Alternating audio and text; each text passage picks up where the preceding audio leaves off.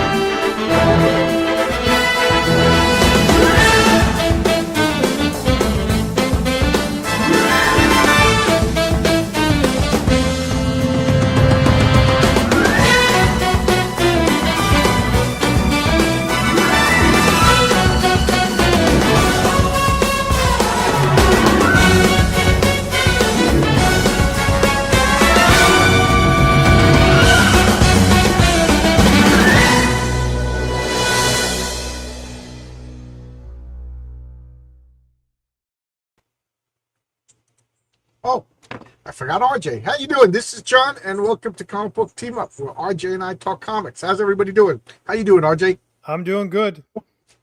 We got some thunderstorms here. It was thunder and lightning all day. So just a word of warning to you, John, anybody in the chat. If you lose me, I'll do my best to get back on as quickly as possible. But Okay, yeah.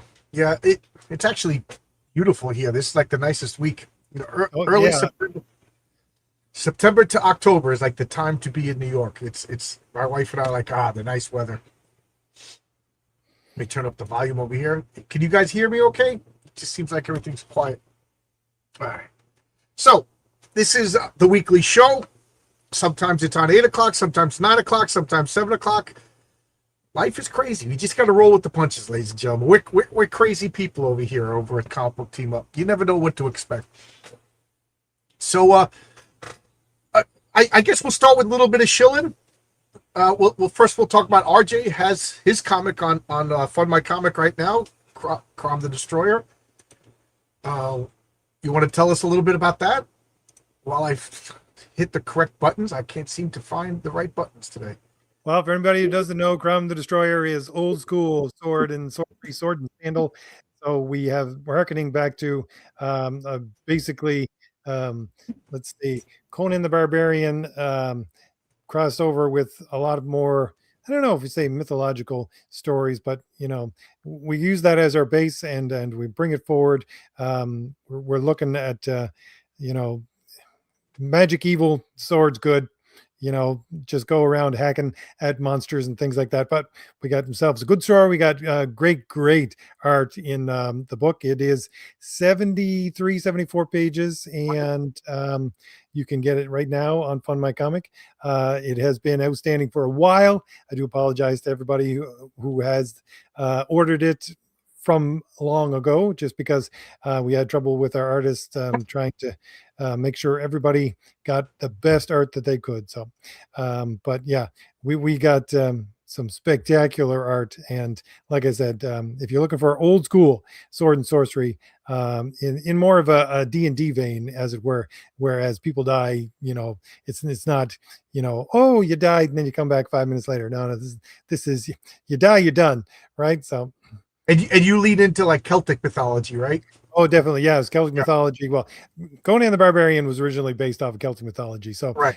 Instead of going off of Conan the Barbarian, I went back to the myths that were used for Conan the Barbarian and then jumped off of that point. So that's very much, if you saw the trailer at the first here, the Land of Promise is very much a Celtic mythology. That's their place. It's their Valhalla, basically. Oh, I didn't know that. It's where nobody grows old, no one dies, and it rains beer instead of water. There you go. There you go. Hold up your mugs and let it rain beer. It's raining by you, but it's not beer, right? Well, yeah, it rained today. It was coming down in buckets. So I also have the Hero Tales Christmas special. I'm going with the Zaid Brothers for printing. I just paid for printing 2 days ago, and they're printing their comic. And as soon as they're done, they're going to be printing mine. So it's already, I just sit back and wait. Next thing you know, I'm going to get some comics in the mail, and the Kickstarter campaign's not even done yet. Because I gotta. I feel bad saying this since RJ had some problems with his artist, but I think I assembled the Avengers, and I know at what pace we can work, so I tend to plan ahead. You know what I mean? So I'm already done, and my campaign on Kickstarter is still got like 17 more days left. So I'm gonna actually do a second chance campaign since it's a Christmas book after Halloween. I think after Halloween, people will be in a Christmas state of mind. And I'll bring this up since RJ, this involves RJ. What am I doing? Buttons don't want to work today, RJ. So RJ is participating in the Crisis on Independent Earths, right? The Valiant Heroes will be showing up. A couple of them, yeah. Yep. I just read his script today. What is the Crisis on Independent Earths? Well, like this shirt, like my mug, I'm shilling. It's a promotional event. I think we could all agree, if you're watching this, maybe RJ, you got a lot of people from your political talks on Saturday, but if we're comic book people, and I think there's been unnecessary drama in the past couple of years, and it's kind of like defined the independent crowdfund comic book space, and I don't think it's been helpful. I think it's been the opposite of helpful. Quite frankly, I think it's been damningly damaging. So I wanted to do something to get all of us together. Everybody's invited. Yeah, that guy you don't like, that guy's invited too, And so far, I'm up to 40 people. Some big names: Chuck Dixon, Joe Bennett. Chuck Dixon's going to be doing 2 stories. Chuck Dixon is writing My Sister Suprema for this, and he's also doing Airboy for this. So he already sent me the scripts. So, I got Josh Howard, I got Adam Lawson, I got Aaron Sparrow, I got RJ, myself. We're all working together, 3 to 5 page little vignette stories that work together towards a big grand story that I'm working with Aaron, and we're tweaking it now. And then January 1st, we're going to have all the art done, and then assemble it, edit it, and try to get it in your hands as soon as possible. And it's a fun exercise. Try to promote unity. Like, one guy already said, "Oh man, I would love to be part. I want to buy this book, but one guy is in it that you don't like." And I said, "Just one?" I said, "Wow." I mean, you know what I mean? With 40 people, I said, "You're gonna say no to a 100-page comic book full of fun and adventure because you don't like one guy's 3 pages?" And he said, "Yeah, you made me feel stupid." But I want this to be like a line in the sand. Everything before this, forget about. And let's all work together going forward. And the rules that I came up with is, let's stop the drama. Let's submit a script that actually services the story, and let's get your work done on time. And then we're gonna have a book. We're gonna have a poster. We might even have like a Who's Who companion. This is gonna be fun, guys. So I put up a TeePublic store to raise money, because it's gonna cost a couple of bucks. You know what I mean? Even with everybody contributing their pages, it's going to cost a couple of bucks. So, I made $12 in t-shirt sales so far. Yay. You know what I mean? But every drop helps, says the old lady as she peed into the ocean. So I'm excited. RJ's in. We've been talking behind the scenes that you and I wanted to do something together for a long time anyway. So, maybe this will be the start of something. Well, definitely. And here's the thing I want to add to what John said. Sure. We got to a point right now where we're not in the heyday of the independent sales we had like 5 years ago in any way, shape, or form. So Correct. the guys that are actually still holding on are the guys that you need to support and that we need to support as creators. Like, I mean, you got to pick the fella who gets his work done and, knows what he's doing. And, once we get that and we have ourselves, because we all have our own guys, but everybody's got to make their own way. And there's some people that do this just for a living, and you got to pick somebody who's going to get it done on time. And I think that this is going to be a great way to let's just say I don't know what you call it, just reach out to those people, put them all in one book together. Right. It's a fun project. I came up with this idea. Well, this Zach then says he got the Speedster mini print from Phenomenova Forte. That was the beginning of this, believe it or not. It was why can't I remember his name? Andrew from Ripperverse. He has that character Arcstream. And he says, look, guys, let's all make a poster of all of our Speedster characters. And I didn't debut my Speedster character yet, but I was like, I got one. And then Vaughn Coleman has Galvanite, who's got like lightning powers and speed powers. So I was like, let's do it.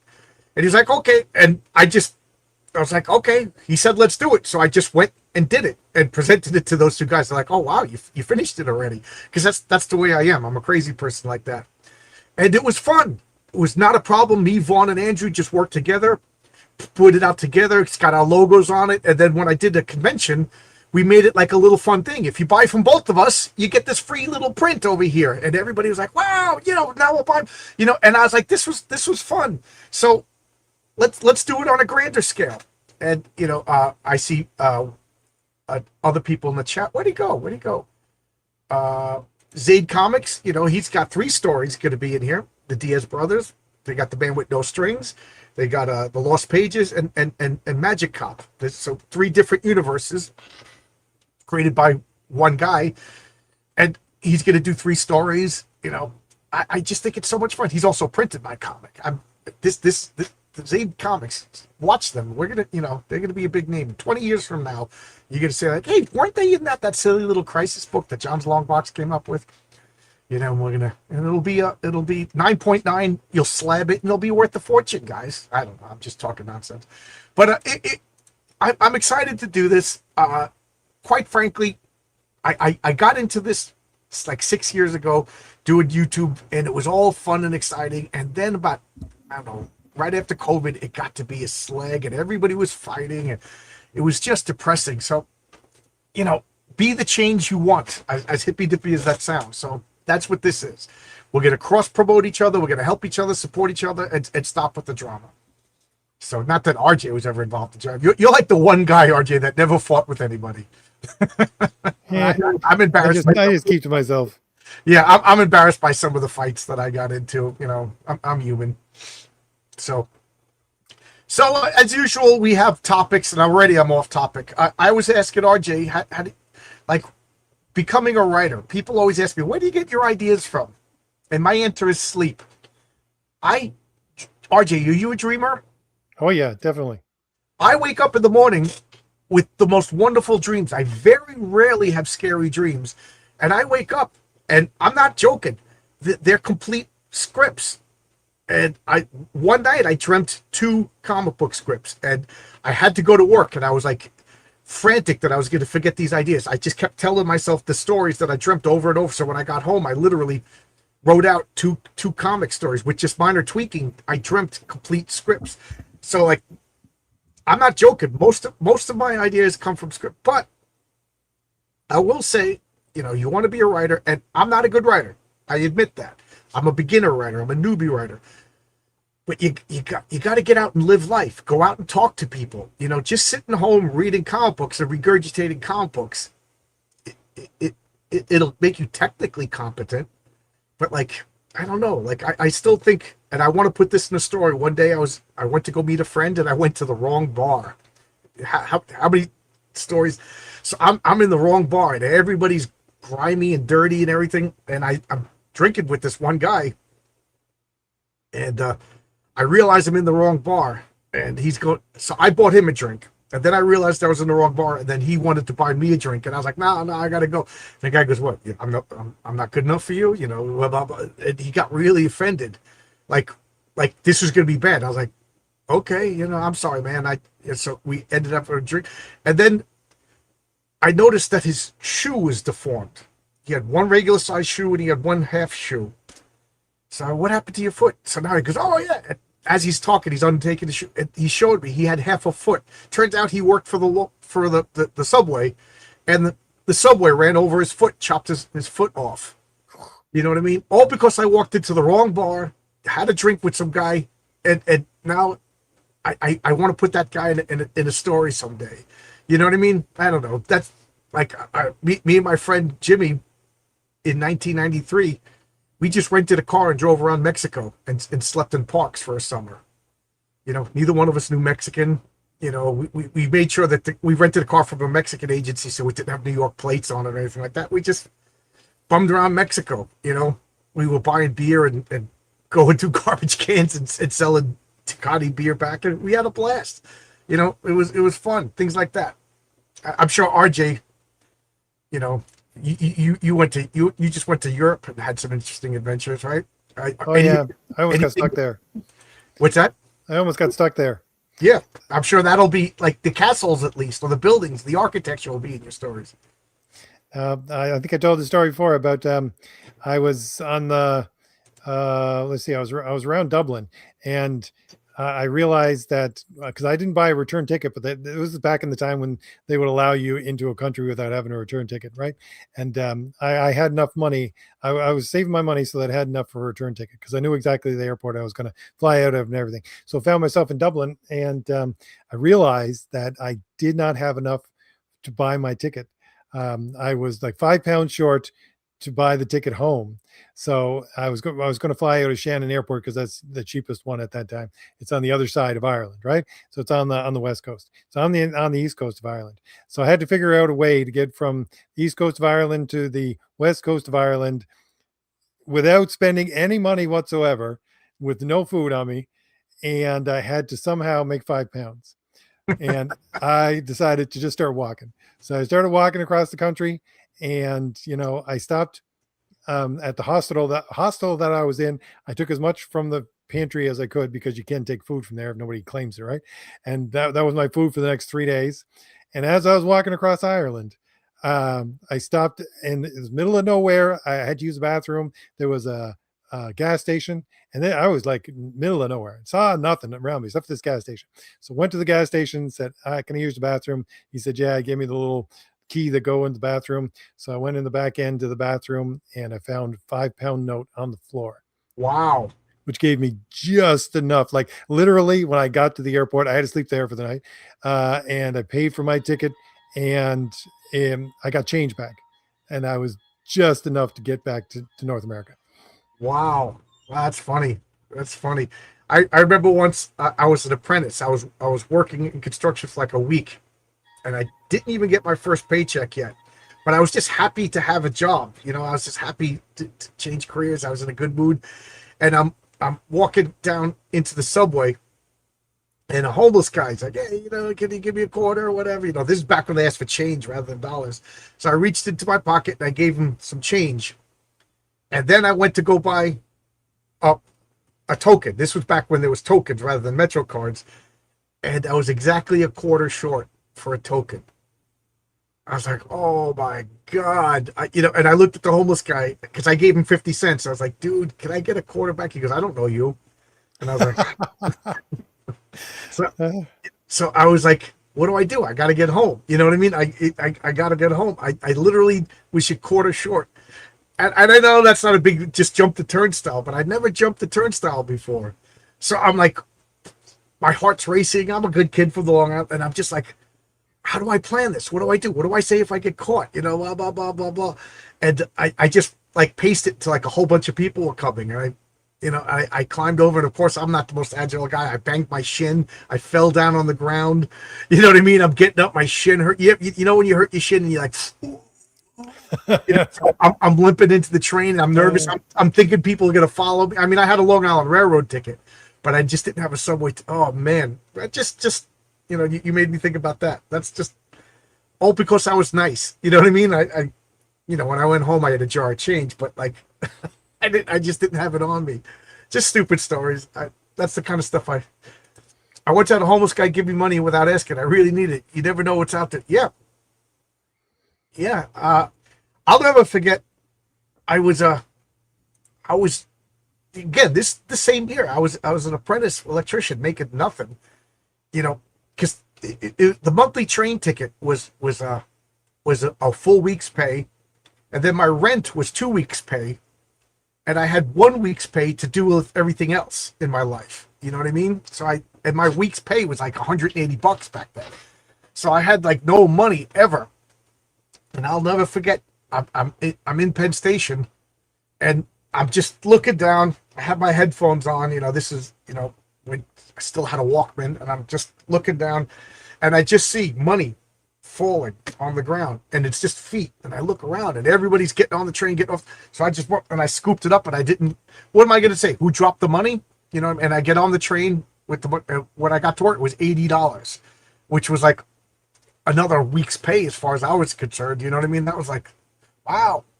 And I'll never forget too. I went to this bodega in Queens, and next to the bodega was a liquor store, and I had $12 for the week. So I go into the bodega, and I bought a case of Top Ramen. You know, the oodles of noodles, whatever you want to call it, and the case was like $8, but it was like 50 bags. So you're not going to go hungry. You know, you got water. You could cook it on your stove in your house. So I bought, and as I'm walking out, this woman's like, "Can you give me some noodles?" And I look at her, and she had a bottle of vodka. The bottle of vodka was like $24.99. I'm like, I just spent $8 on noodles, and you just spent $25 on a bottle of vodka. I said, you got poor life decisions, lady. I said, I ain't helping you. Yeah, I said, you need to help me. Who's broke? And she's like, oh, you know, I don't even want to repeat what she said. But I was just like walking back with it. You know, I had $4 for the rest of the week. You know, we've all been that broke. And, you know, I'm glad I don't live like that anymore, but it builds character. Like, you went to college, yeah, right. Of course you went to college. Like, I remember, like, I'm going to ask that girl out, but like, what am I going to do? I got like 80 cents for the week. You know what I mean? Like, I can't take her anywhere. I can't do anything. You know, you just sit there and like, all right, I got to go down to the lounge and watch TV with the other losers for entertainment or something, you know?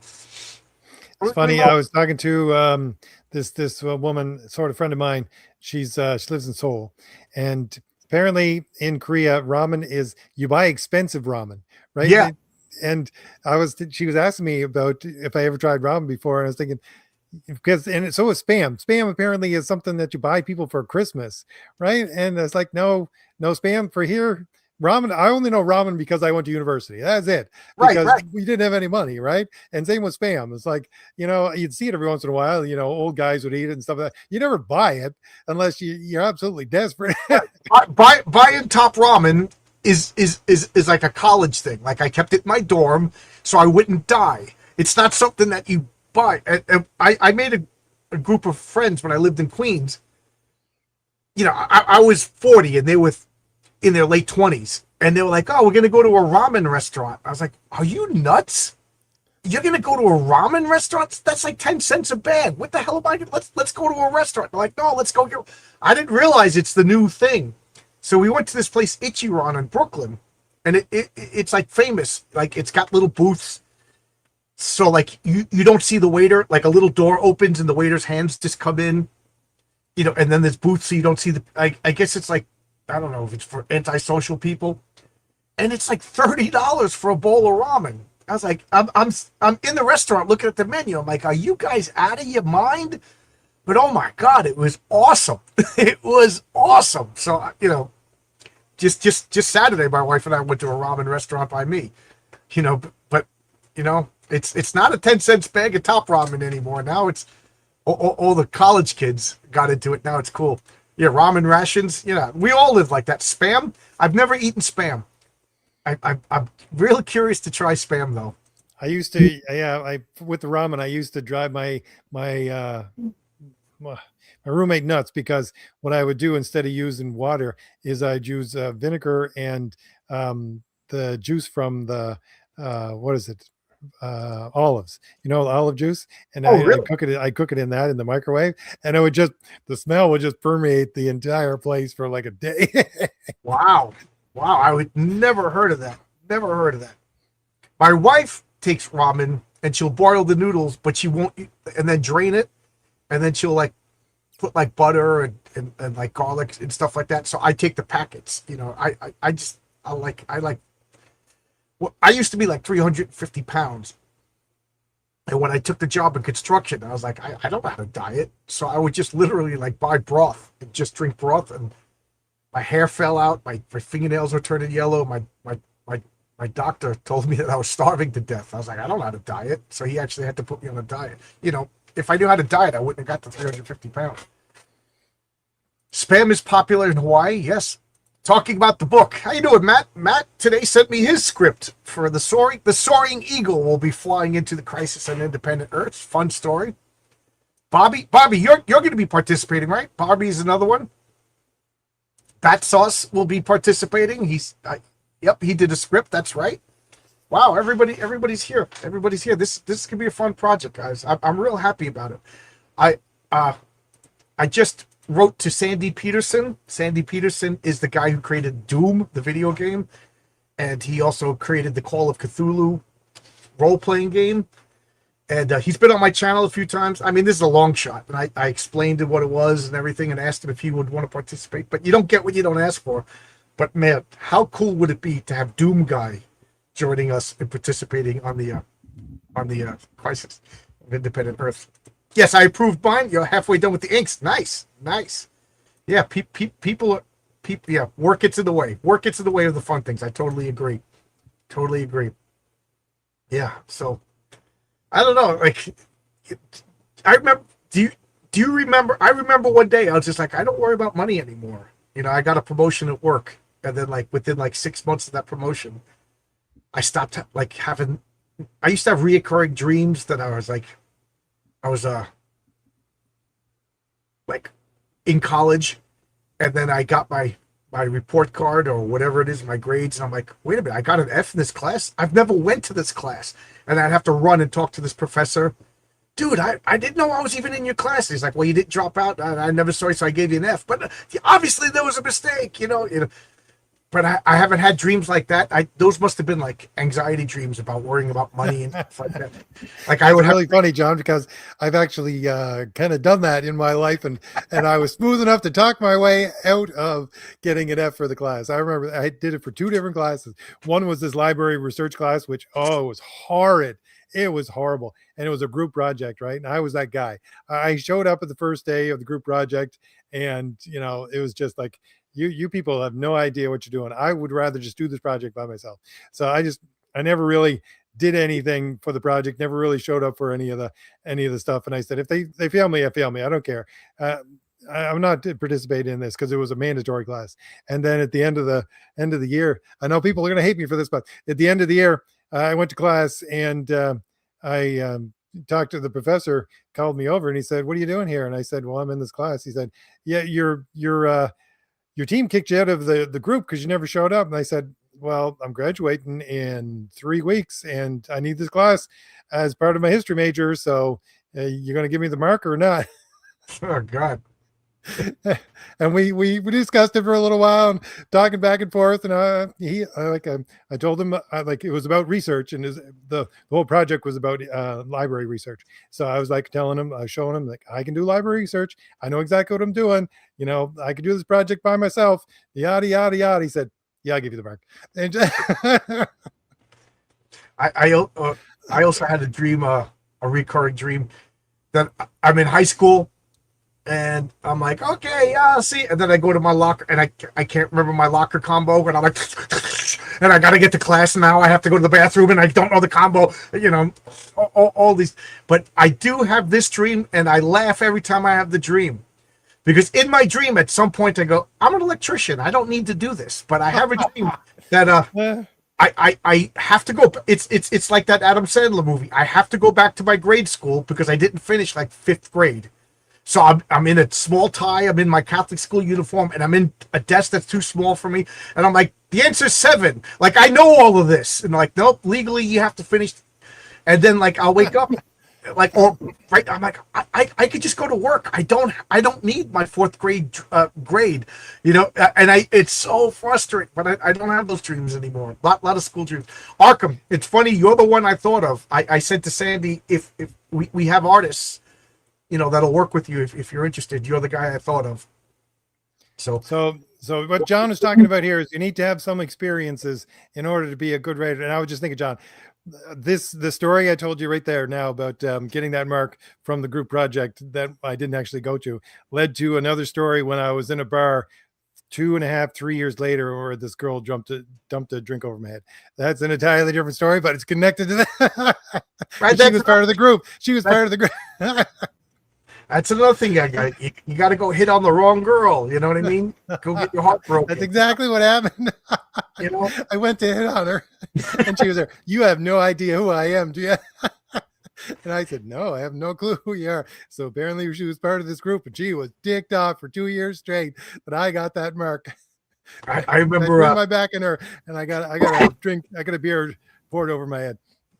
I remember I went to community college before I went away to school.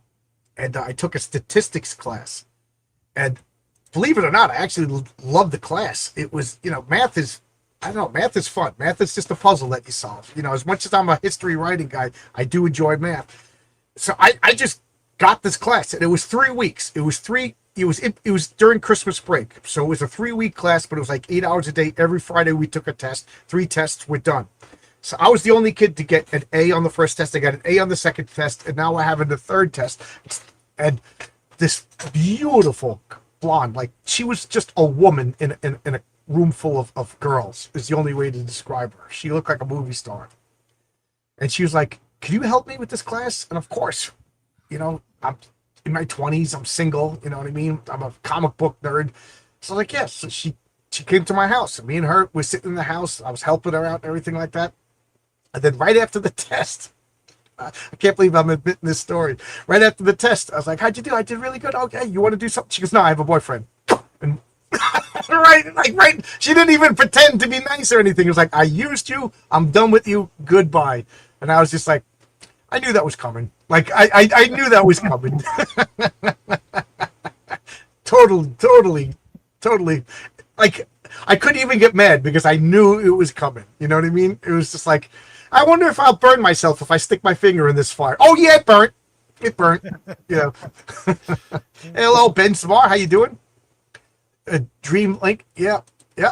I've always been fascinated with lucid dreaming, and I've been trying to do it, but I'm not successful. But I do have very vivid, very pleasant dreams. And very rarely when I do have unpleasant dreams, I am able to say, I don't want to dream this, and like change my dream. That's the closest I get to lucid dreaming. I've had the locker combination. Yeah, it's so frustrating. Hey, Rex, how you doing? Catching Clue with my mom. Oh, yeah, Tim Curry died. I have a few private questions about the... Okay, we'll talk after this. You want me to give you my phone number? Because I am getting so tired of texting people. All month long, you know, all 40 people involved have been asking me questions, and I'm happy. I'm happy to do it. But I've been talking to people on the phone because I don't know. I'm just tired of texting. I don't know about you, but typos galore lately. I can't spell the most common words anymore. It's getting frustrating. But yeah, Matt, I'll help you with a smile on my face. How many times do group projects happen in real work? Exactly. In my job, I'm a construction worker. We usually work in partners because, you know, we have to lift things or whatever. And there is a lot of conflicts. So I've just decided whatever gets me through the day easiest is what I do. So if a lot of times, you know, because it's a construction site, you get these alpha tough guys and they want to be in charge. You be in charge, buddy. You be in charge. as long as the job gets done, and as long as I get through my day without problems, you want to be in charge, my ego is fine with that. Then I get guys who don't know what they're doing and they want me to be in charge. I'll be in charge. We'll do the project as delineated by the foreman. That's fine too. And then there's guys that are just like, no, we're partners. We're going to work together. So, you know what I mean? Like, that is the closest I've had to group projects in real life. But like, school is so BS. RJ, when was the last time, like, you had to work together with all 4 people that were randomly assigned to it? Like, school is so artificial, like that group project nonsense. You know, like this Crisis on Independent Earths, this is the closest to a group project, but think of me as the foreman and everybody's got a little assignment. They're all doing their little assignments within rules as laid out by the foreman. You know what I mean? But me and I'm not doing RJ's work. RJ's doing his work the way he wants. Some of these dreams I, are hard. I remember, I think it was grade 12. Grade 12, I took a creative writing class, and we had to do a group project as part of that class. And what do we do? We did like a tabloid, right? So everybody would write their story, and I was the editor and all that kind of stuff. But this class, you could not pass the class even if you got 0 on your project. So the way it would work is, if it was a week late, you take off 5%.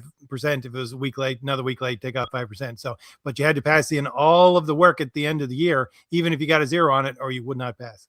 So end of the year, we did not get this project done, and this whole group project, because no one actually wanted to do the work for it. So at the end of the year, I just did the entire thing myself. Got a 0, passed the class. I was the only one, like, of my group, because group projects just stink. I hate group projects. How can anybody go to college, do a group project, and still be a communist is beyond me. So Omnipro, do I have a nightmare type character in V&V? Check out Heroic Tales 3. I have the sleeper agent. He is a character who deals with dreams. You'll see my nightmare type, not in the first story, but you will see eventually. I don't want to reveal his name. I've learned the hard way not to give away cool character names. I love that Matt and everybody get along. This is a great group project for random people. Sounds like writing material.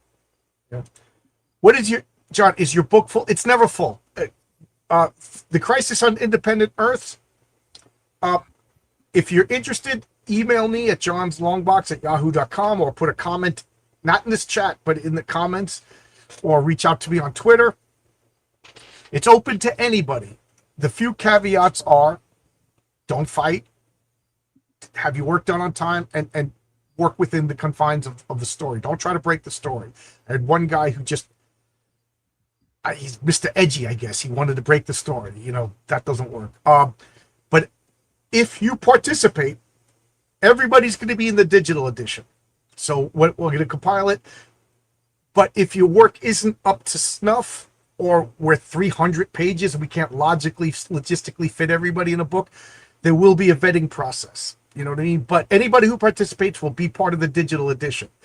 You know, if we have a 100-page book, you know, and it's going to, because the bigger the thickness of the book, it's more expensive to print, you know, and then we do a crowdfund and we don't raise that much money or whatever. There's going to be a vetting process. So, you know, that's the best I could say without, you know, is that fair? I'm trying to be fair. My biggest fear is that people start getting mad at me over a decision that has to be made. I always joked about the Crisis of Infinite Earths being a crossover with Secret Wars. Yeah, one thing about this story is I designed it to be as unobtrusive into your worlds as possible. Like, one of the rules that I made up is, in your 3 to 5 pages, you don't reference anything. Your characters don't know the grand story. They just know something is up, because I don't want to contaminate your world, because I'm a freak about continuity. You know what I mean? So, like, I want to be as respectful as possible to everybody else's stuff. So, and then you'll see when the story's over, your characters can choose to reference it if they so choose. I think Fabrizio Aiello with Horace H. Hoover is going to use it as a plot point for a future story, whereas other people are probably never going to reference it again. You know what I mean? That's the way it's made. And I also made it because I know we're going to get 40 teams. And then all of a sudden I write the ending and I draw everybody there on the Crisis Monitor satellite, like in Crisis on Infinite Earth, and then you back out because you fought with X or Y fought with B, or you just didn't do it on time. Then we got to redo the art, redo dialogue. So I made it so that you could opt in and opt out without changing the grand scheme of things. And I'm being vague on purpose because I don't want to spoil the ending. My latest group project was in college where I had to go debate a team on whether politicians or media is responsible for today's messes. I was on the side that it's politicians. Well, politicians pay off the media, so they're both complacent. That's what USAID does. They take the money from us. The politicians pass the laws. They take the taxes. They put it into USAID. Then USAID bribes all the media. Notice that there was no riots this summer. I wonder why. What a coincidence. Right?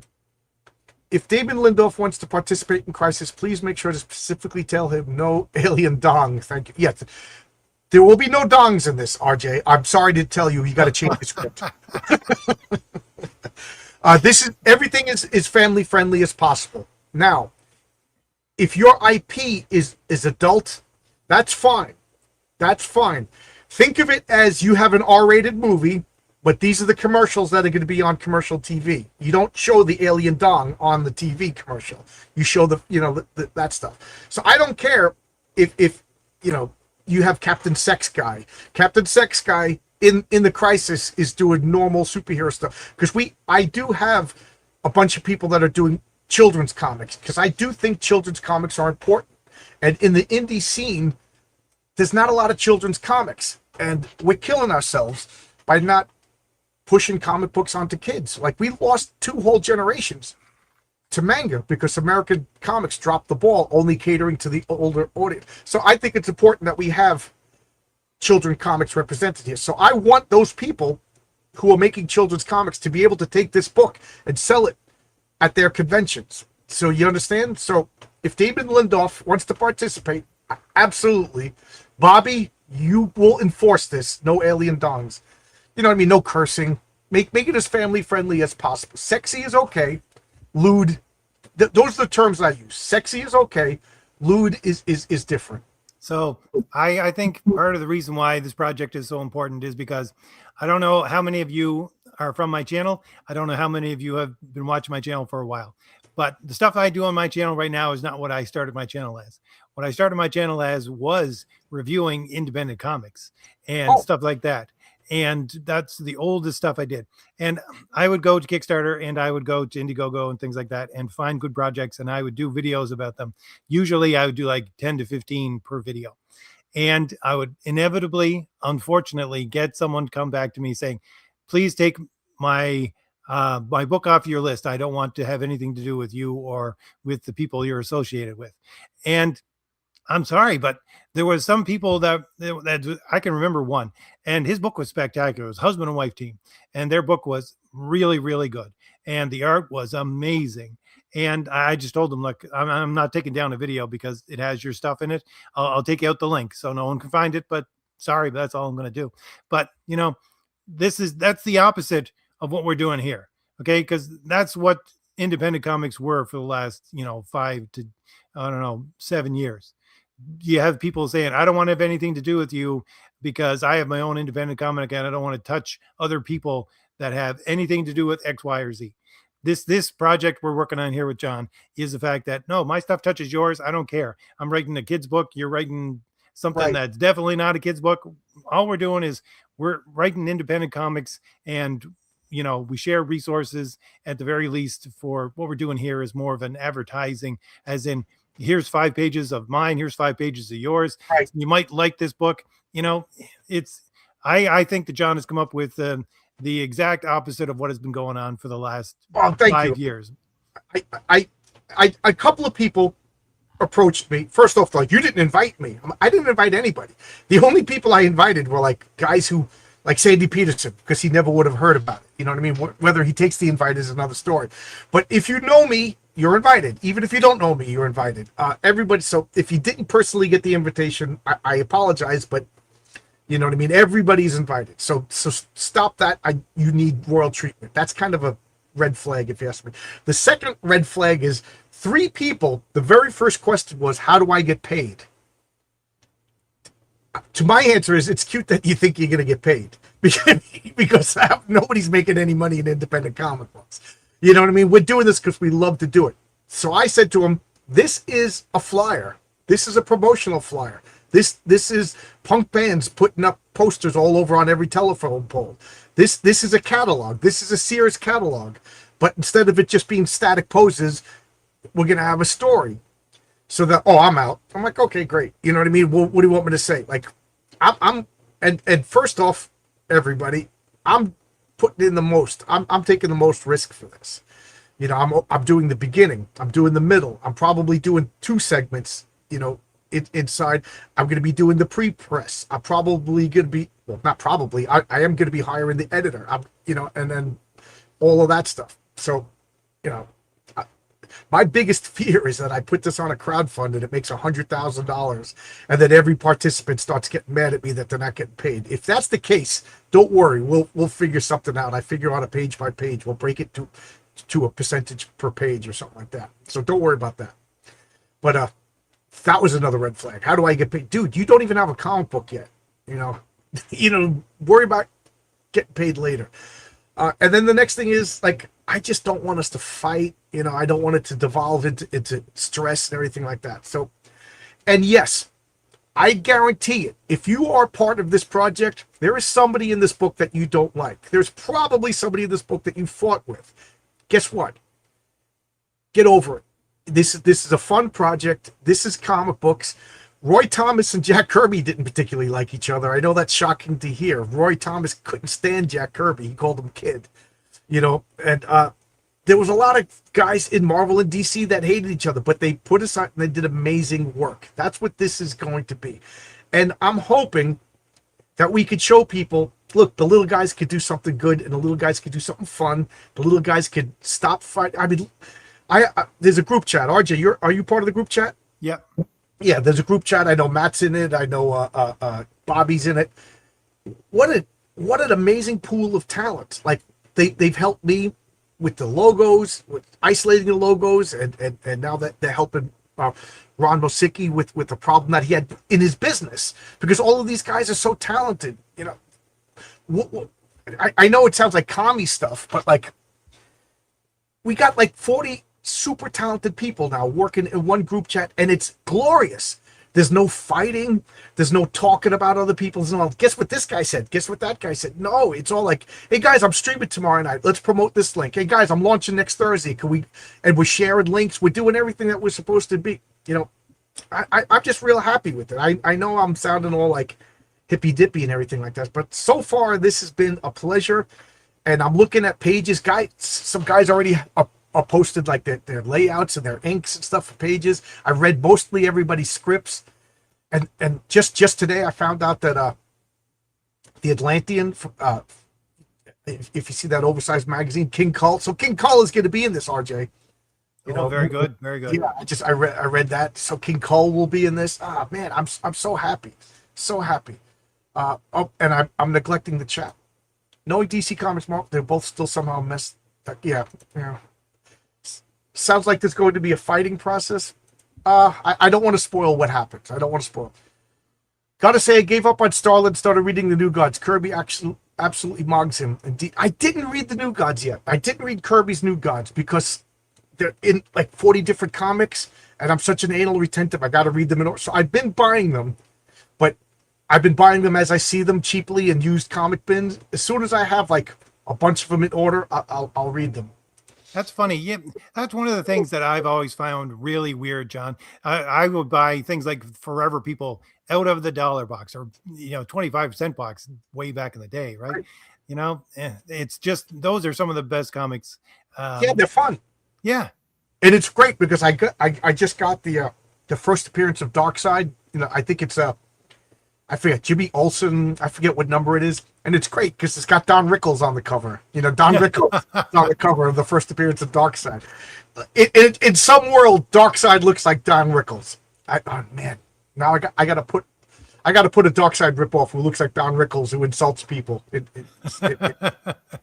Matt Bear says, I say his name wrong every time. He's going to beat me up. Matt Barr says, questions. There's no revising the final book when released by different creators. The only thing they could do is a new cover No, if Matt, when my vision, and maybe I'm naive, is I'm going to do a crowdfund, you know, and then you guys are going to get the files. If you want to make a smaller version, you want to do a different version, you own the book. Everybody who contributes owns the book. You want to do whatever you want. You want to make a blank sketch cover. You want to take off, you know, if it's 100 pages, but you only want to do 25 pages, whatever you want. You own the book. And one thing I think would be fun, RJ, I don't know if he told you about this. I'd like to get a plate made up, you know, and you stick it in the first page, like if we could get a hardcover, and it's just going to have everybody's name who participated with a little box. You know, we talked about that last yeah, week. so it'll say like RJ Shaw, and then, you know, whenever you go to a convention, you bring the book or you bring the plate and you get it signed. You know what I mean? I don't know. You get a lollipop if you get the most. I don't know what to get you. You know, some people won't be going to conventions, but I think that would be fun. Yeah, so Matt, whatever you want to do, you're part of the owner. You everybody owns their individual IPs. Obviously, I don't want to start that rumor. You know, everybody owns their individual. But as far as the book, you know, everybody, you know, it's the media. Oh, the media is the bad guy. My argument in the debate was the media was okay. We talk about that. I'm excited about this comic. I don't want to talk about politics just yet. This alien, yeah. Talking about alien dogs, not what I want to talk about. All comics were children comics when I was a kid. Absolutely. I don't want to be the book that I think is PG and then some. No, absolute. Oh, in their printed version, that's a good point. Like, if you know, that's a good point. We got to address that. Yeah, okay, that's a good point, Matt. Excellent point. I didn't think of that. Yeah, if everybody owns the book, but then they're going to change it, turn it to a porno book, and then pass it off. That's something that needs to be addressed. Thank you for bringing that up. I didn't even think of that. See, that's that. I'm just thinking everybody's working together in good faith, and I think so far everybody is. And the 2 or 3 guys that I think were bad faith actors dropped out, and they're not going to have access to it. But you know, like Brian Crystal is going to do Six Gun Gorilla. I don't think he's going to do anything X-rated with the Six Gun Gorilla. And as of right now, the only guy who wanted to do anything X-rated is not participating in the group because I wouldn't let him. Like, you couldn't change it. The name of the character was X-rated. I was like, we can't have that character in the book. I used to make pictures. Okay, Bing. No Heroic Tales insert. Yes, this could be Heroic Tales insert. The public eye is going to represent the Heroic Tales universe, not the patriarch. I'm pushing the public eye. I think he fits better. Thing is, there's no artist where I could do my style anymore. The tick needs fixing. Okay. Laughing in the movie theater. Just goes to show you how pathetic this indie comic scene is. You give someone a good review and they whine about it because my clique doesn't like your clique. I got to say, somebody gave my book a bad review. And I actually defended them because they were wrong, but they were a newbie, and they did not. When I said my comic book was an homage to Bronze Age comics, again, there's nothing wrong with being a newbie. And this newbie said, "Oh, well, it's suggestive. I can't give this to my children." I said, "Bronze Age comics doesn't mean children's comics. Bronze Age comics means all ages comics." Like Dark Phoenix, that was a very risque series. Even today, when you read Dark Phoenix, it's shocking the stuff that they got away with in that comic book.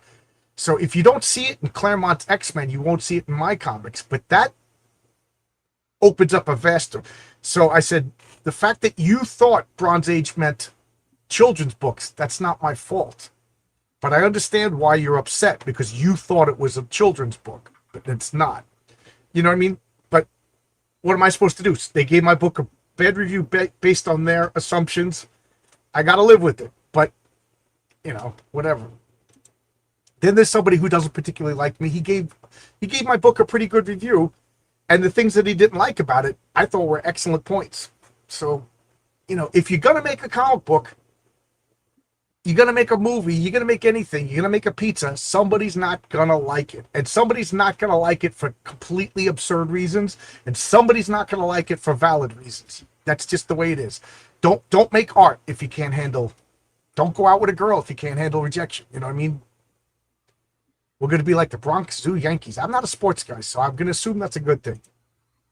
If Jim Lee's in this book, then I'm out. Sorry to lose you. Jim Lee, Art Adams, They're all in the book. It's good old-fashioned all-American know-how. Thank you. He's going to start stealing people's wives. I don't know what you do. Oh, Tony's here.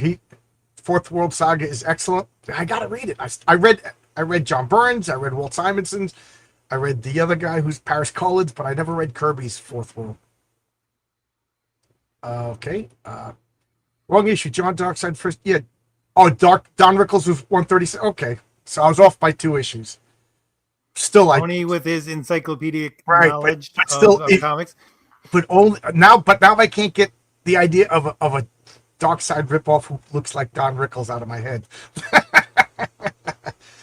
Not to sound like a commie hippie either, John, but thank you for doing this. It was kind of between project and timing. Couldn't have been better. Oh, I got to say, Bobby, you have been the most positive supporter for this. We met in person. We went to the convention together, and he's just been like so excited. I honestly thought like I was going to get like 3 or 4 people to be like, that's kind of interesting, and then it fades away. The response to this has been absolutely amazing. I'm floored. You know, I can't believe how. And it is funny because a couple of my good friends in the independent world, I didn't expect them to be interested, and they was like, "Oh, I'm definitely in." I was like, "Really, you too?" You know, I was like, "Cool." You know, I thought one of them would definitely be in. The other guy would be like, I think that's cool, but it just doesn't fit. He's like, no, I'm in. I'm in. Because we all know, John, that in like 20 years, we're going to be saying, yeah, I know John Boy back when he was selling, homemade comic books on the street corner. Well, a couple of people said, could I debut a character? And I was like, please do, because can you imagine that the next Teenage Mutant Ninja Turtles first appearance is in this book? Could you imagine that? You know, that would be awesome. Well, that's funny because my character, which is Major Mystery, which is one of the characters in this book, this will be technically the first time he has been on the page, because Renzo and I are working on Valiant Heroes #2, where he plays a part in it. And Don Chin wrote a story with him in it, which is the backup story for that. But we haven't published that yet because I don't want to publish it. We're not publishing until we get Crom done and a few other projects out of the way. So this is technically going to be his actual debut in this book. It's funny because I'm working on a secret project, and we're talking about the secret project being involved in the Crisis. So the Crisis might be the debut of a secret character that I'm beyond happy to, if it would be in this. But it all depends on timing. Yeah, Chuck Dixon submitted as part of the, not 2 days. This is the truth. Chuck Dixon, I asked him, I emailed him. I think it was August 1st. It was my first day of vacation. And I was like, hey, Chuck, would you be interested in blah, blah, blah? And I typed it all out. And then I went upstairs to clean my coffee pot. I drank an entire, I got a little Farberware coffee pot that fills up 3 cups. I drank my 3 cups. I went upstairs to clean it out, fill it up again, came downstairs, plugged it back in, and he already had 3 pages of script for my sister Suprema. That's how he said yes. So in the time it took me to go upstairs, clean my coffee pot, come down, Chuck wrote a script already. And then 3 days later, he says, hey, is it okay if me and Joe Bennett do Airboy, Skywolf, and Valkyrie? I was like, are you kidding me? Are you kidding me?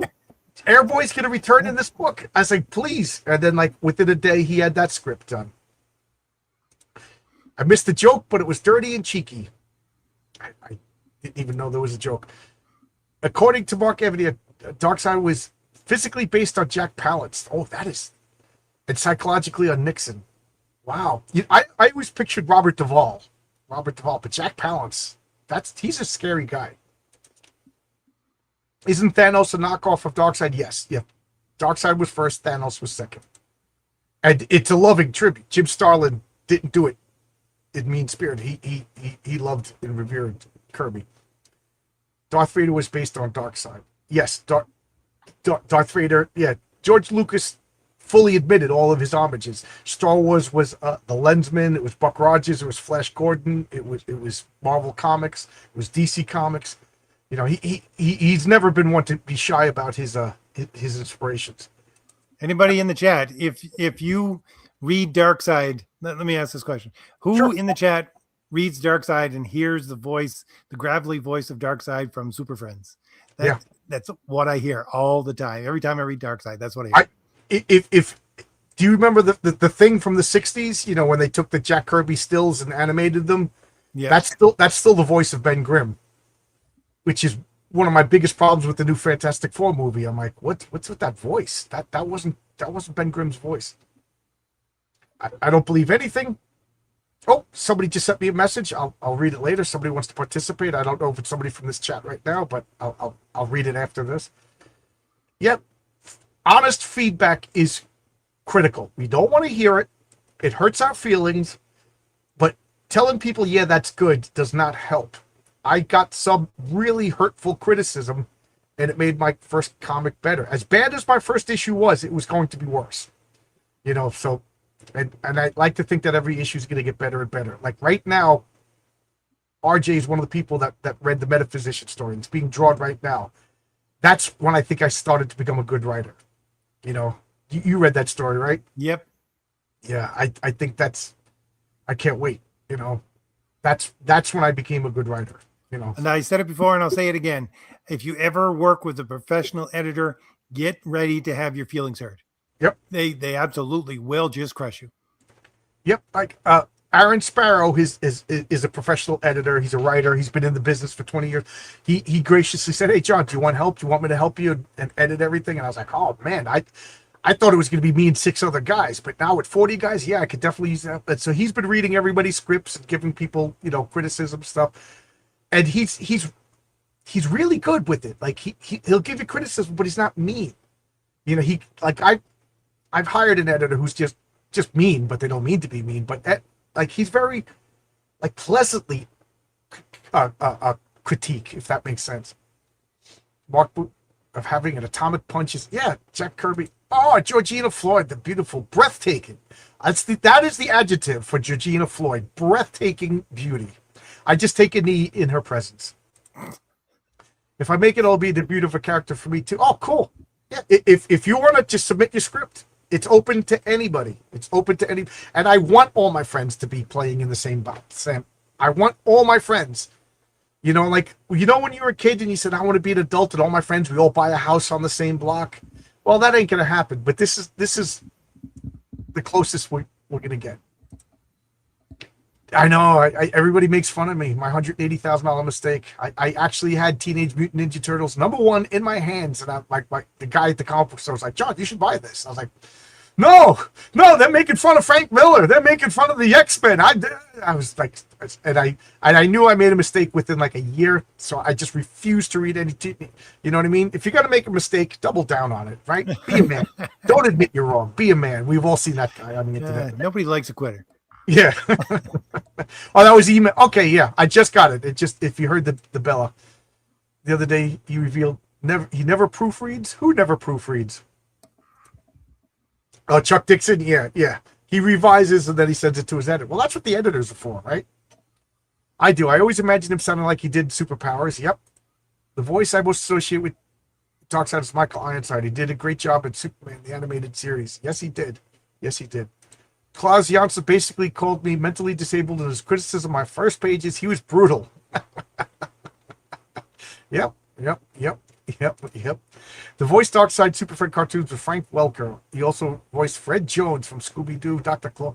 You know what's funny is voice actors were never a thing to me. And then when I was talking about I made friends with this younger group, they were all into voice actors, and they would go to conventions and meet voice actors. I was like I was vaguely aware that there were actors that did voices for cartoons, but it was like, who cares? But now, like this convention that I just went to, the big draw was the guy who voiced Squidward was there. You know, and everybody was dressed up as. I was like, wow, voice actors. Who knew? I'm a crazy person. I never want to meet any of the voice actors because then it would screw up in my head when I hear the voice in the actual cartoon or things like that. I don't want to meet actors. Because if I don't like I kind of don't want to meet comic book people either. You know, like Kurt Busiek. You know, I talked to him on Twitter and the guy blocked me. Now I'm like, oh man, my comic book is like an homage to Astro City, and now that guy is a crazy liberal progressive. You know what I mean? I'm a serving dish. Don't bring me TV dinners. What is that from? Georgina Floyd. Every time I flirt with you, I think Lord Raptor Jesus is gonna get mad at me. So don't tell him, okay? He doesn't watch the show anyway. He couldn't help Dr. Ling. Okay, this is funny. Bat Sauce was pitching in the group chat the worst pitches in the world. He was trolling, but I thought he was being honest. And I'm like, I don't want to cause drama. I don't want to fight. So I'm just like, well, Bad Sauce, maybe that's not going to work. Okay, I got a better one. And then the next one was more ridiculous. And I'm like, how is this guy a novelist? Like, I outside of the chat, I was like, Bad Sauce, I don't know if this. And he's like, dude, I'm trolling you. I was like, hook, line, and sinker. He totally fooled me. Like, and I'm trying to be nice and helpful with this ridiculous pitch. And every one of them ended with, and Dr. Ling was disappointed. And Dr. Ling's father was disappointed in him. So that's become like a private joke. Or Dr. Ling is disappointed in you. But he totally got me. Totally got me. Yep. Orson Welles' voice should be the voice of everything. When they say who's going to narrate your life, everybody says Morgan Freeman. It's Orson Welles. Orson Welles, 100%. The editor's so mean. They never used the compliment sandwich. It was all criticism.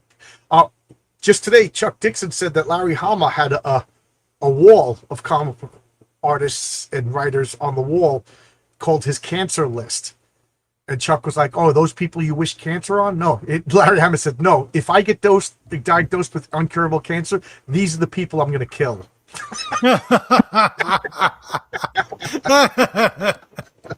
So you can take criticism. If Larry Hama is wishing you death, if Larry Hama's last dying words are "I'm going to strangle you to death," you can accept criticism on your art or writing. I had Klaus Johnson as instructor at SV. Was he harsh? Was he harsh? Frank Welker is the man along with Peter Cullen, absolute legends. Klaus is the man. He spent like half an hour giving me advice and then totally didn't care about the line. That's great.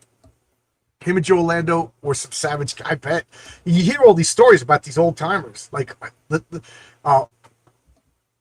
guys being mean to Frank Miller at the beginning. Like, were they being mean to him, or did they, baptize him with fire and he became the legend that he is? Oh yeah, Art Adams. I know Art Adams. Neil Adams just ripped his stuff to pieces. Yeah. I love this. They're talking about their instructors. Mitch Ratz blocked me. It's okay because he's overrated. What's that from? It's for me. Original lines. Yeah, Tim Curry died today. I don't want to say anything mean.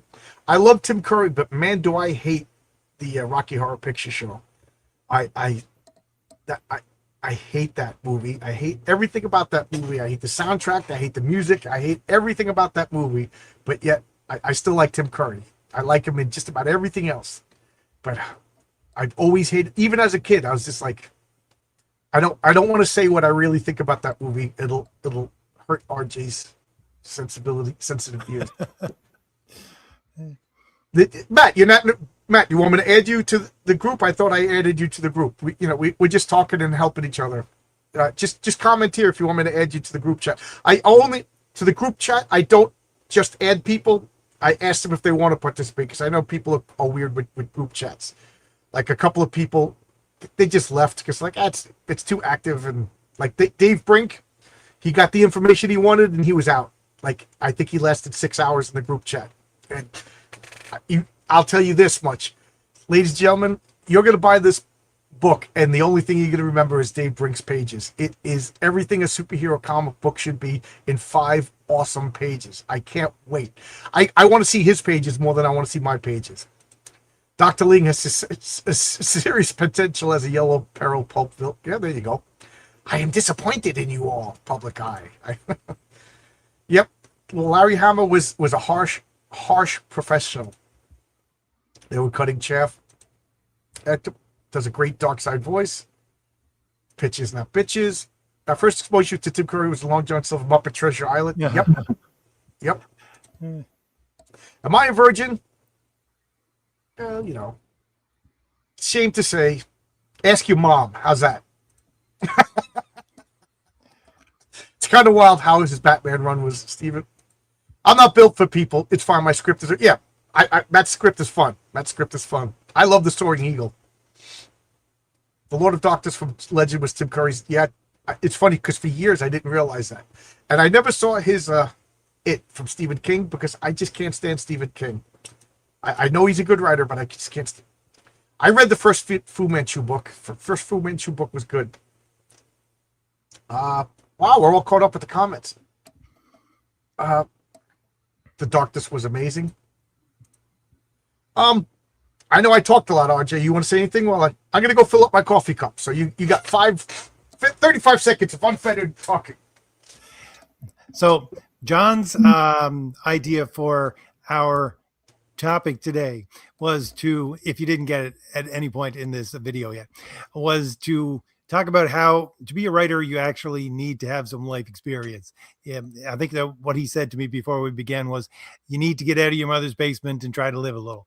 And totally agree, especially after having done so many reviews, again, early on my channel. This is what we did. We did a lot of comic reviews and talked about pulp. No, not pulp. Pop culture and where it was going and all that kind of stuff as a preamble to what I do now, I guess, to say the least. But one of the things that I would inevitably get to if I was going to review Marvel and DC, but especially Marvel, was the fact that you could see just through the lines of both the art and the writing that these people are people who don't get outside their own bubble. And there's being sheltered, and there's not having a life, and then there's what you have today with the fact that these people don't get out of they're in a silo with everyone who is exactly the same as them.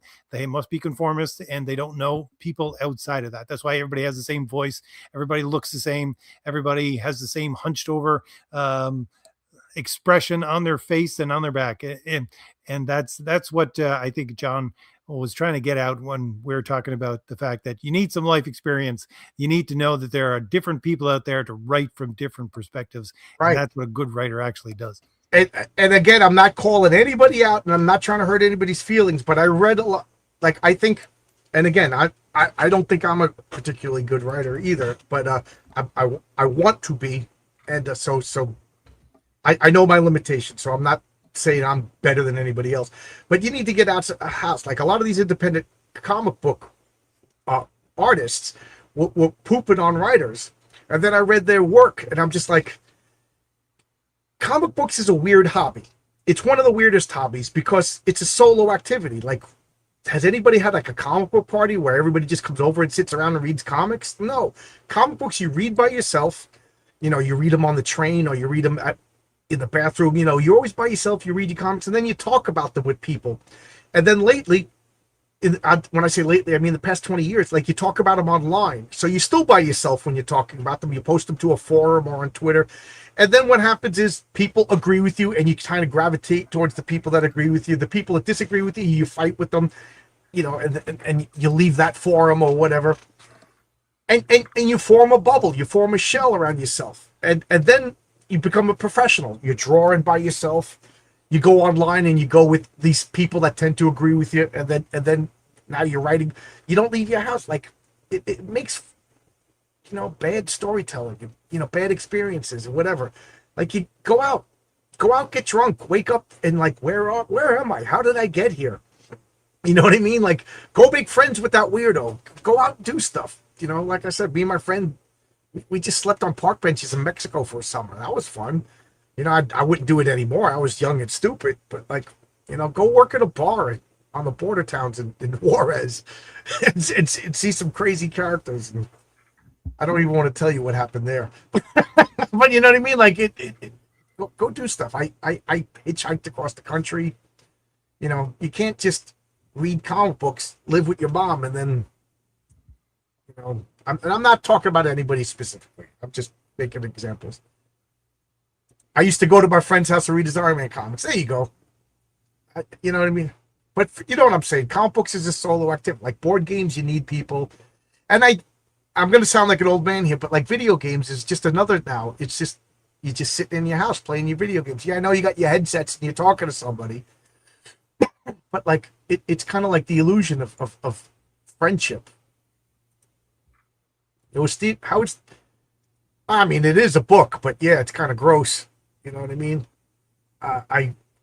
but I didn't even know about that until just recently. I don't like these self-righteous guys that, you don't agree with me, so therefore you're a bad person. Like, although lately after Charlie Kirk got killed, I kind of think people who don't agree with me are bad people. Yep. What kind of life experience do you think informs Stephen King's nightmares? I don't know. Like, I do think Lovecraft, I do think that Lovecraft had some abuse in his life. If you read about the night gaunts and what are the odds that his grandfather, his mother, and his aunt all ended up insane asylums with syphilis? You know what I mean? That he married one woman and they got divorced and she never talked about it. I think there was some serious issues in Lovecraft's life. But, I guess being a psychologist 100 years later is easy. Oh, good for you. You're getting a new job. One of my friends just told me that they got a new job. Things are turning around. Two of my friends just got new jobs. It helps to have something to say. Yeah. Yep. Stephen King's got a lot of issues. Used to go to your friend. So, Matt, you got to come over and I was joking that I want to, and this offer's still on the table. So the Crisis on Independent Earth is probably my comic that has the best chance of this happening.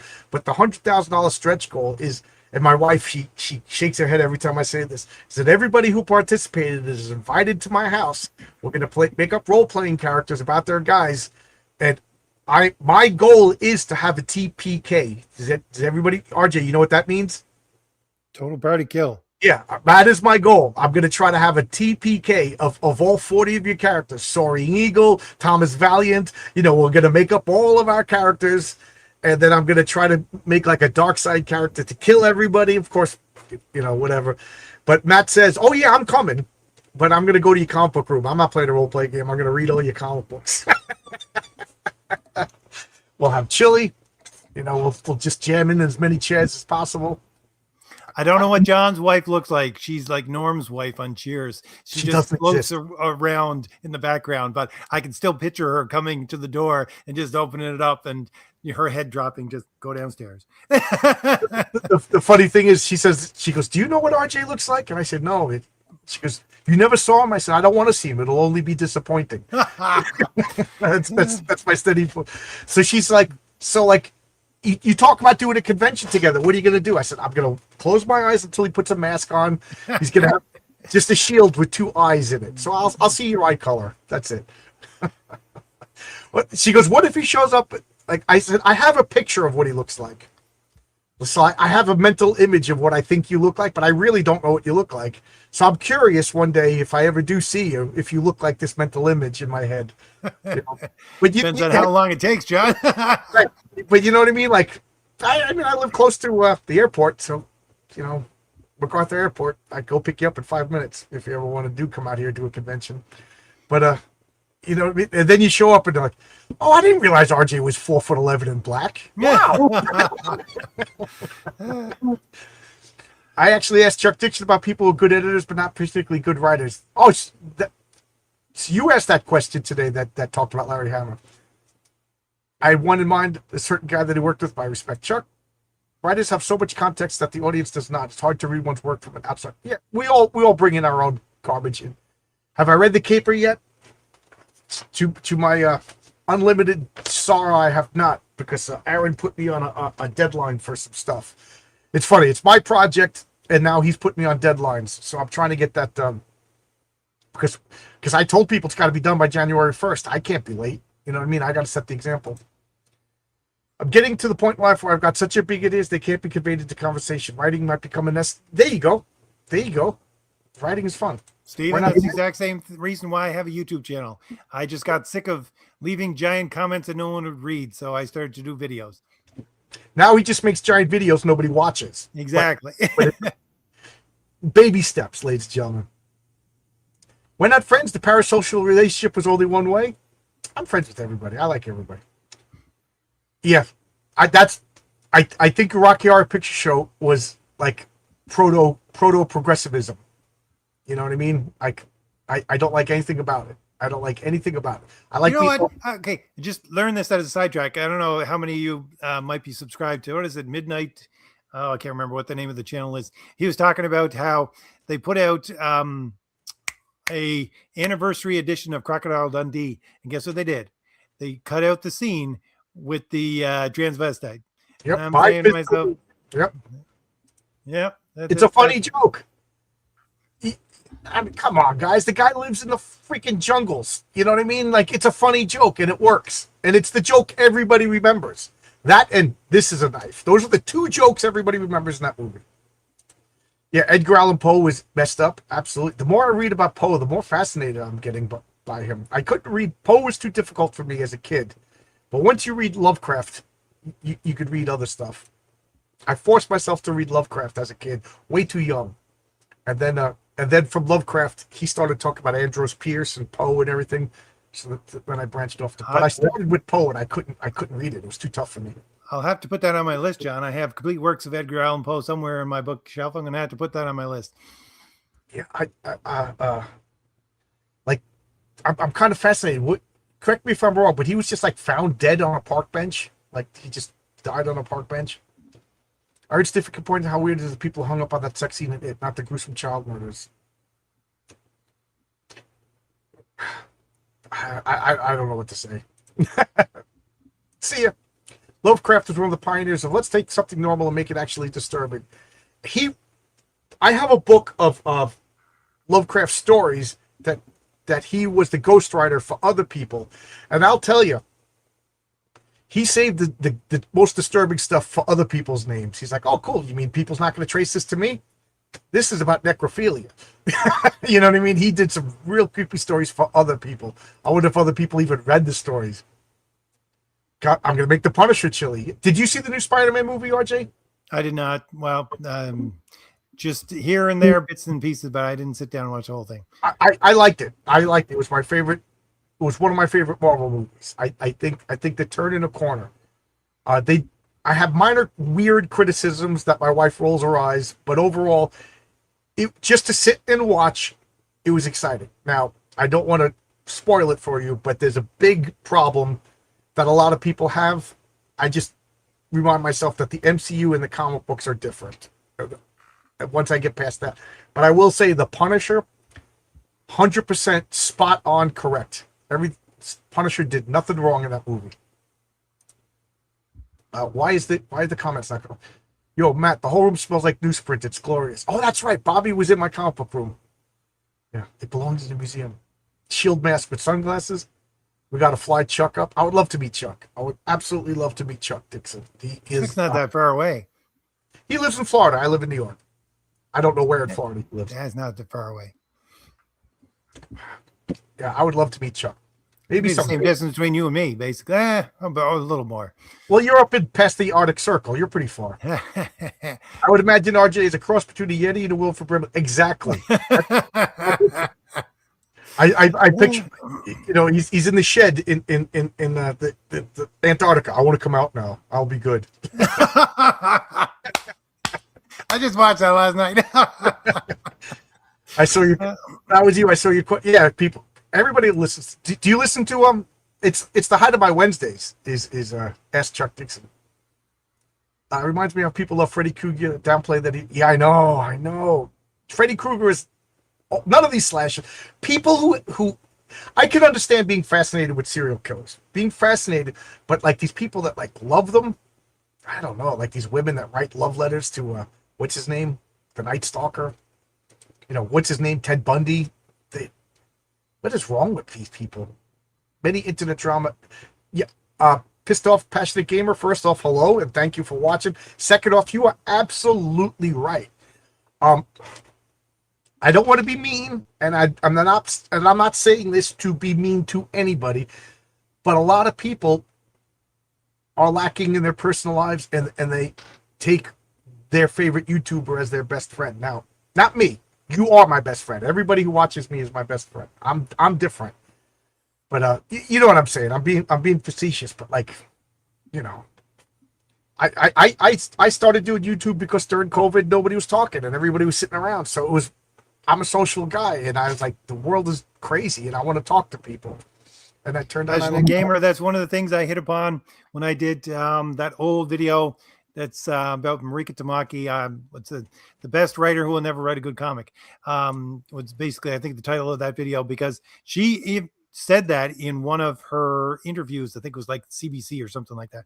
She was saying that basically she takes life experience from everywhere, including, she thinks life experience can be watching a television show, and she takes that as life. It's not. That's, I'm sorry. It's, you're watching a television show, and that's not life experience. It's someone else's filter of life experience through Absolutely. a screen. The way I would describe that, who was I talking to about this? But like, okay, so I read a novel. All right, so I'm gonna read I don't know, Crime and Punishment. Great book, excellent book. You know, this guy wants to kill somebody. He's justified in his mind and stuff like that. So then I want to write a book about my guy who wants to kill somebody. Dostoevsky, I don't know if that really happened in his life. I don't know enough about that gentleman to know this, but he wrote a story, and now I'm writing a story inspired by a story. Great art inspires great art. But it's like cloning a clone, and then you clone a clone, and then you clone a clone, and then you got defects. You know what I mean? Like, somewhere you got to go out and actually experience something. Now, like, I don't know. I only like Leonardo da Vinci. This is a terrible example, but so I only paint the Mona Lisa or something like that. Dude already painted it better than you. Go out and do something. You know, I don't know. Am I making sense? Yes, Ace Ventura, the gagging from the gender reveal was hilarious. And I'll even do you one better. Do you remember Slumber Camp or Sleepaway Camp? The whole reveal was that the hot girl was really a guy, and it was a horrific reveal that scared people for a generation. It terrified people. Go watch that movie. It'll show you how different it was, that to find out that the hot girl was really a guy made him a monster in a monster movie. You know what I mean? And now it swings the other way. Nobody knows how he died. Didn't love Ghost Story, a mummy story? I think he did. Yeah, for Under the Pyramids for Harry Houdini. It's a really weird story, even for Lovecraft. Got to turn your brain on. I liked it.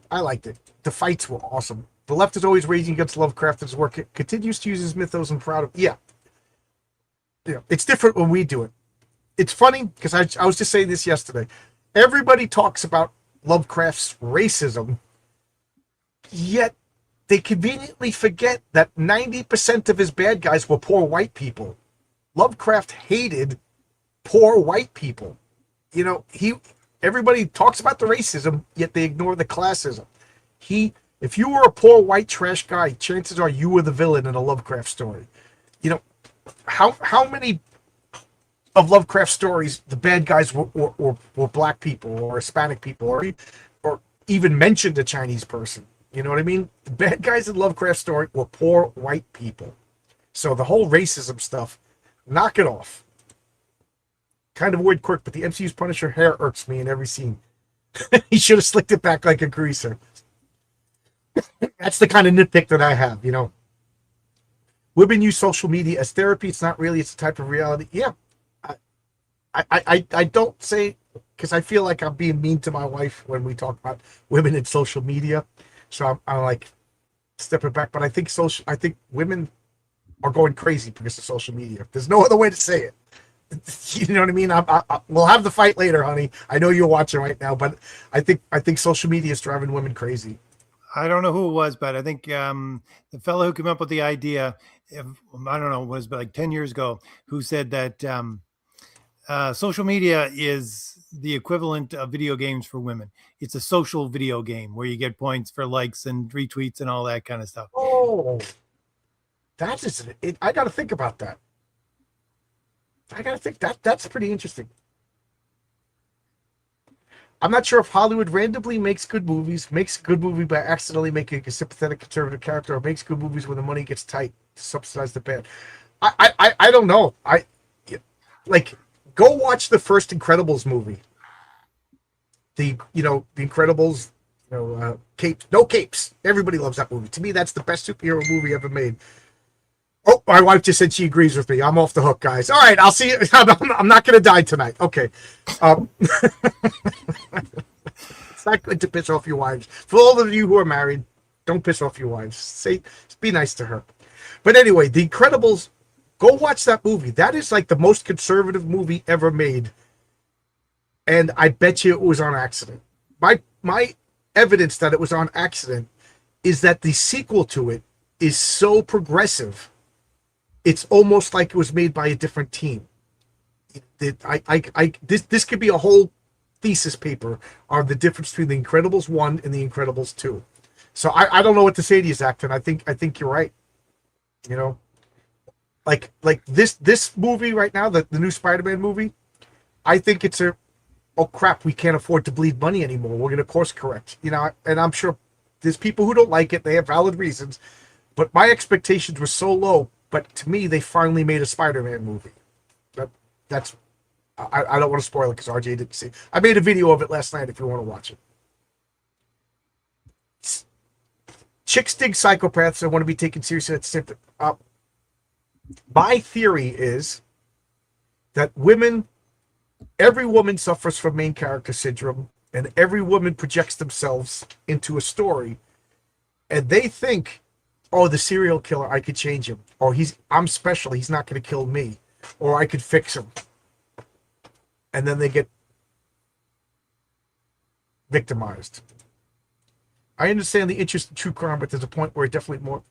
I think everybody, especially anybody who wants to be a writer, gets fascinated. RJ, did you ever go through a true crime phase? Not really. I'm more, let's say, historical crime, like war crimes, stuff like that, right?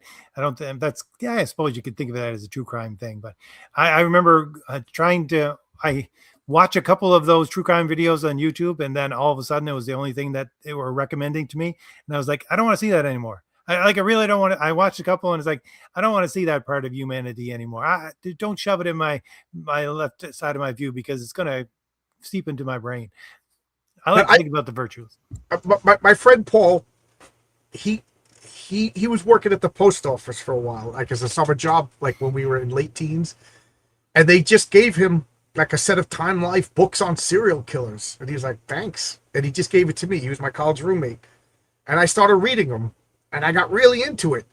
And I read about this Russian serial killer, and I was really fascinated with the fact that the Soviet Union's political stance was serial killing is a product of capitalism, that it doesn't exist under communism. That to me was absolutely fascinating. And there was one guy, if I may go on a tangent, he was assigned, everybody like took some sort of aptitude tests. He wanted to be a factory worker. He wanted to be a foreman in a factory. That's what he wanted. But he was told that he had the aptitude to be a police detective. And he didn't want to be a police detective. He wanted the factory. He wanted the stable hours. You know what I mean? It basically came with an apartment, and a nice, easy life. That's what he wanted. But it turned out he was perfect. And he challenged the superiors that there was a serial killer. And he went to France. He went to the United States during the Soviet Union, during the 70s and 80s, and he captured, I forget the guy's name, but he killed like 63 women, prostitutes, poor people, mentally retarded women, and stuff like that. And he captured, and they made him let him go because they were like, no, there's no such thing as serial killers. So he had to like fight. That to me was fascinating. So that's besides the point. So there is cool stuff to learn by reading about this stuff. But when I got to the book on David Berkowitz, the son of Sam, and I was fascinated with him because I lived in New York during that time. I remember my father telling my older sisters, you can't go outside because they fit the profile. They had the long, straight black hair and everything. They're like, and I remember my neighbors driving around. Everybody had cars that said, we're looking for the son of Sam because they had rewards. So I remember that. But man, it was so disturbing. I never finished the book, and I'm like, I can't read anymore. And then my wife will be on social media and she'd be like, oh, this kid died and stuff. After I finally yelled at her. I was like, please, for the love of God, stop showing me all of this miserable stuff of mothers that kill their kids. And I can't take it anymore. And you know what's funny? If you look at my phone right now and you scroll through my Instagram and my Twitter, I'm no joke. It's comic books and cat videos because I can't deal with this anymore. I got to the point where it was like, messing with me mentally, you know what I mean? Like, the world is terrible. We went through COVID. The government's lying to us. I don't trust anybody, even my politician I don't trust. I just want to watch cat videos. I turned into the biggest wuss in the world. You know what I mean? And me and my wife were watching Hallmark movies going, oh man, this, if only we lived in that town where the Christmas lights twinkle year round, you know? That's one of the things, again, talking about my old videos, one of the things I tried to do because you remember Richard was always going onto Twitter and going onto people's Twitter feeds and seeing what they were doing and all that kind of stuff. Your quote unquote progressive comic writers. And I tried to do it a couple of times just to see what I would see. And I just could not just stay on one of these heavy progressive people. I could not stay on their Twitter feed and go through it and read through it because after about 5 minutes, I felt like I was looking into the mind of an insane person. And it was like, I don't want to be here. I don't want to be in the mind of an insane person. I honestly do not. Yeah. Sleepaway Kids. I'm so behind in the chats. People are talking about that. That was the name of the movie. Brad Bird is an objectivist. He's very talented. He's very talented. I heard they're making a third Incredibles movie, and I am not looking forward to it. It was they got the John Lasseter for Me Too reason. Oops, it's actually not an objectivist. Okay. Girls Want Bad Boys things might be mistaking his badness for. It's danger. It's excitement. I at the risk of telling too much, my friend, one of my friends, I'm not going to mention his name, not that anybody knows him anyway, but he married. This guy's a surgeon, successful surgeon, and I don't know what they do over in Canada, but like when you're an intern, you're working like 80 hours a week. He was like sleeping at work and, you know, just to, and she went and had affairs behind his back. And she was just like, I was just bored. This guy was like an Adonis. He was just a handsome guy. He worked out. He wanted kids. He was a surgeon. And she just wanted excitement because she couldn't deal with the fact for 2 years, this guy had to establish residency. Yeah. And I'm just like, dude, you done messed up, you know? And it turned out that everybody in his family is like high-powered lawyers, except for him. He's a surgeon. They took her to the cleaner. She lost custody. She lost everything. You don't mess with this guy's family. So I hope that was exciting for you. You know, but I don't know. Women, they want excitement and danger, which, all right, yeah, that's cool. I understand that, but like, grow up, you know, grow up. A lot of true crime YouTubers are woke as hell, pushing agendas along with the murders. I don't want to watch true crime. The real, you know, made a new movie for Netflix. I'm scared if it was wokeness. Yeah, because he also made Iron Giant, which is one of my favorite movies. Cartoon movie. I love Iron Giant. RJ, what are your thoughts on why so many feminists support? Oh, here you go. RJ, what do you think about this woman who strangled her kids and women are supporting her? Tony, I don't know if I can make this short or not, but I'll try to be really short and see if something comes out of it. It's a lack of accountability. That's really what it is. I'm sorry. Like, I mean, this is almost everybody today, but it's much more prevalent for women. I think they do not want to take accountability for their actions at all. And if you can get some woman who obviously deserves to be in an institution for the rest of her life, I don't care if it's prison or in a nut house, one of those two, that's where she's got to be. If you can get her off, if you can get the world to say, no, she's fine, she can go back into the world, that's the ultimate statement of women don't need to take accountability for their actions. And again, it's women and men at this point, but much more so for females than for males, I think. But that's the ultimate statement right there. They identify with her because they want to have no accountability for their actions. Pure, simple, and it's disturbing as all get out. Well, I forget who said this, but I kind of agree with them. If my wife is watching and she gets upset, that's not the intent. But I think men evolved, you know, in the history of humanity. This civilization is only 10,000 years old, but human beings, I've been reading that human beings now have been around for like millions of years. So for most of human, RJ said, my wife just said, he's nicer than I am. My wife said she would kill that woman. I guess I shouldn't say that. But anyway, for millions of years, men had to go out, hunt, you know, fight in wars, and they had to. This is true. This is not true. This is true. This is not true. These are, you know what I mean? Like they didn't have the luxury of following the not true stuff, or they would die in the hunt. You know what I mean? Things like that. Whereas women were, I'm trying to be as nice as possible, were provided for. They had to, I fit in or I don't fit in. You know, like, so like, it doesn't matter if it's true or not. What matters is, do I fit in or not? Like, this guy is providing the food. This is what he wants. In order to survive, I have to fit in. I don't like it. That doesn't matter. You know, look at like the women get married off in royalty. They didn't love that guy, but they had to fit in their social status. You know, it's just, unfortunately, that's the way it is. I didn't make the rules. I didn't create evolution, and I didn't create social, but that's the way it is. So I think now with Twitter and TikTok, you get all of these people, all these women, and they just want to fit in. And now, like, look at COVID.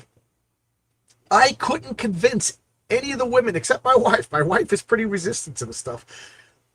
I couldn't convince any of the women in my family that COVID wasn't real and that the shot was fake. I'm looking at the evidence. It came from a place in Wuhan, and there's a place called the COVID research facility. What are the odds? You know what I mean? I'm like, where are they getting these bats from? Where are they isolated? They're not. Now there's a medicine in only 6 months. It takes 10 years. I'm not taking the. You know, my wife right away said, I'm not taking this freaking shot. You know, and now they're seeing, the postpartum depression. But we just like everybody else. We should be politicians, except now we get psychotic and can kill our own children. And Bob, you know, and like now they're like that whole. I know I'm ranting and I'm sounding like a crazy person, but like, don't you remember last year? It was like, I would rather be in the woods with a bear than a man. You know what I mean? And now they don't want men in the WNBA. All right, so we'll put bears in the WNBA instead. How's that working out for you? You know, they can't define what a woman is, but now women would run the world better because the woman who stands up to these crazy people is going to get lectured down and ostracized. And that is death to most women. You know, like they need it evolutionary, they need to fit in. I don't know. So now what we got to do is like, I don't know. I don't know what we got to do. I was going to come up with a solution, but I can't come up with a solution. Like, do we just, I don't know, EMP and take out the whole internet? You know what I mean? I don't know. Do you know the painter Roy Lichtenstein? And if so, what do you think of him? He was the one that swiped Kirby and Ditko and everybody and got to be famous and rich while everybody else wasn't. So that's pretty much all you need to know how I think about him. Yeah, I don't know very much except for he's that pop art guy. That's about it. I think a lot of women believe it's to make a dangerous man more moral than to make a moral man more dangerous. I think it's main character syndrome. I'm special, you know. It's why Twilight was such a big deal. You had this one plain Jane girl who wasn't even described in the books, and all the vampires loved her and all the werewolves, and nobody would ever dream of hurting her. You know. I think you and Zach Dan are saying the exact same thing. It's I'm the main character, therefore this guy who will not change for anyone else will change for me. Right. It's power. You know. I know a San Francisco police who supports the child. It's insane. You know, and I'm all for these men who are like breaking up with their fiancés. It's like, you support this woman, I can't marry you. You know, I read something about an ancient Grecian tale about how a woman committed suicide and the intent she got made other. Yep. I don't know if this is true because I'm a Greek history guy, but he was a king of Miletus. And the story goes that a woman committed suicide. Unfortunately, that happens, and then everybody in the town got together and praised this woman. And next thing you know, someone was like, "Look at all the attention." So she killed herself, and now she's getting all the attention. And there was a rash of suicides. And then finally, the king said, "The next woman who commits suicide, we're going to strip her body naked, and I'm going to hang it on that pole and let it rot for everybody to see." And there was no more suicides. I don't know if it's a true story, but that's what I heard. They have yeah. And we just want to be paid what we're owed, dude. You only exist because you're subsidized by the men's league. Women are biologically geared to entertain and follow and fit it because it takes a village to raise a child. That's where. Yep. I don't mean to be sexist, but biology is biology. Why do you think the powers of constantly putting men and women against divide and conquer? RJ, what do you think? Yeah, divide and conquer. But besides that, it's taken what, since the 1960s, all they've ever done is try to strain out masculinity from our culture, and they've gotten to the point where there's so many effeminate men, non-masculine men there, that they don't need too much more effort than just women to keep them in check anymore. That's my take on it. I will say, who was it? The guy you're always quoting, the guy who wrote that book, Sal Alinsky, I think it was. Basically, you got to get the liberal women. You know, they're easy to trick. And then didn't Orwell say like the women will be the chief enforcers? Yeah, and that's the Communist Catechism that I read like 2 months ago on my channel. That's one of the main points he has. Get to the women; they are the main stay of trying to control society. Is basically what he said. Yeah, that Orwell said it in 1984. You know, evolution requires the law of entropy doesn't exist. It's proven. Everything is here. Evolution. Okay, that's beyond my head. I don't know enough about evolution or non-evolution. Also, why are they often so concerned with matching outfits? Yeah, fashion is a psyop. You know what I mean? Fashion, it's all conformity. And women are conformists. I'm sorry, but women are conformists. I've noticed that progressive fiction have a preference for vampires. Longbox Stream, how you doing? China owns the NBA. China is asshole. I've noticed that the only right in which all humanity is unanimously believed is the right of conquest. That entertainment, which is a physics phenomenon where lower frequencies follow and conform to story. I don't. Wow, it's getting above. It's getting above my intelligence. We're all caught. Oh, I thought I was all caught up in another. Entertainment is humans. Oh, entrainment. Oh, I thought you said entertainment. Can easily be seen in crowds that became such as marching band formation, spontaneous crowd. Yeah, human beings. Unfortunately or unfortunately, nobody is a true individual. We are social animals. Human beings are not strong enough to be a polar bear, meaning we exist and provide all of our needs. I don't care who you are. Grizzly Adams needed somebody to make an axe so he could chop down the tree. RJ over here, you know, buys his bullets from somebody else. So don't go to his house. He's got a lot of bullets. But you know what I mean? Like he doesn't mind the lead. Human beings cannot provide for 100% of all their needs. It's just not the way it is. So we have to be conformist in some sort of way.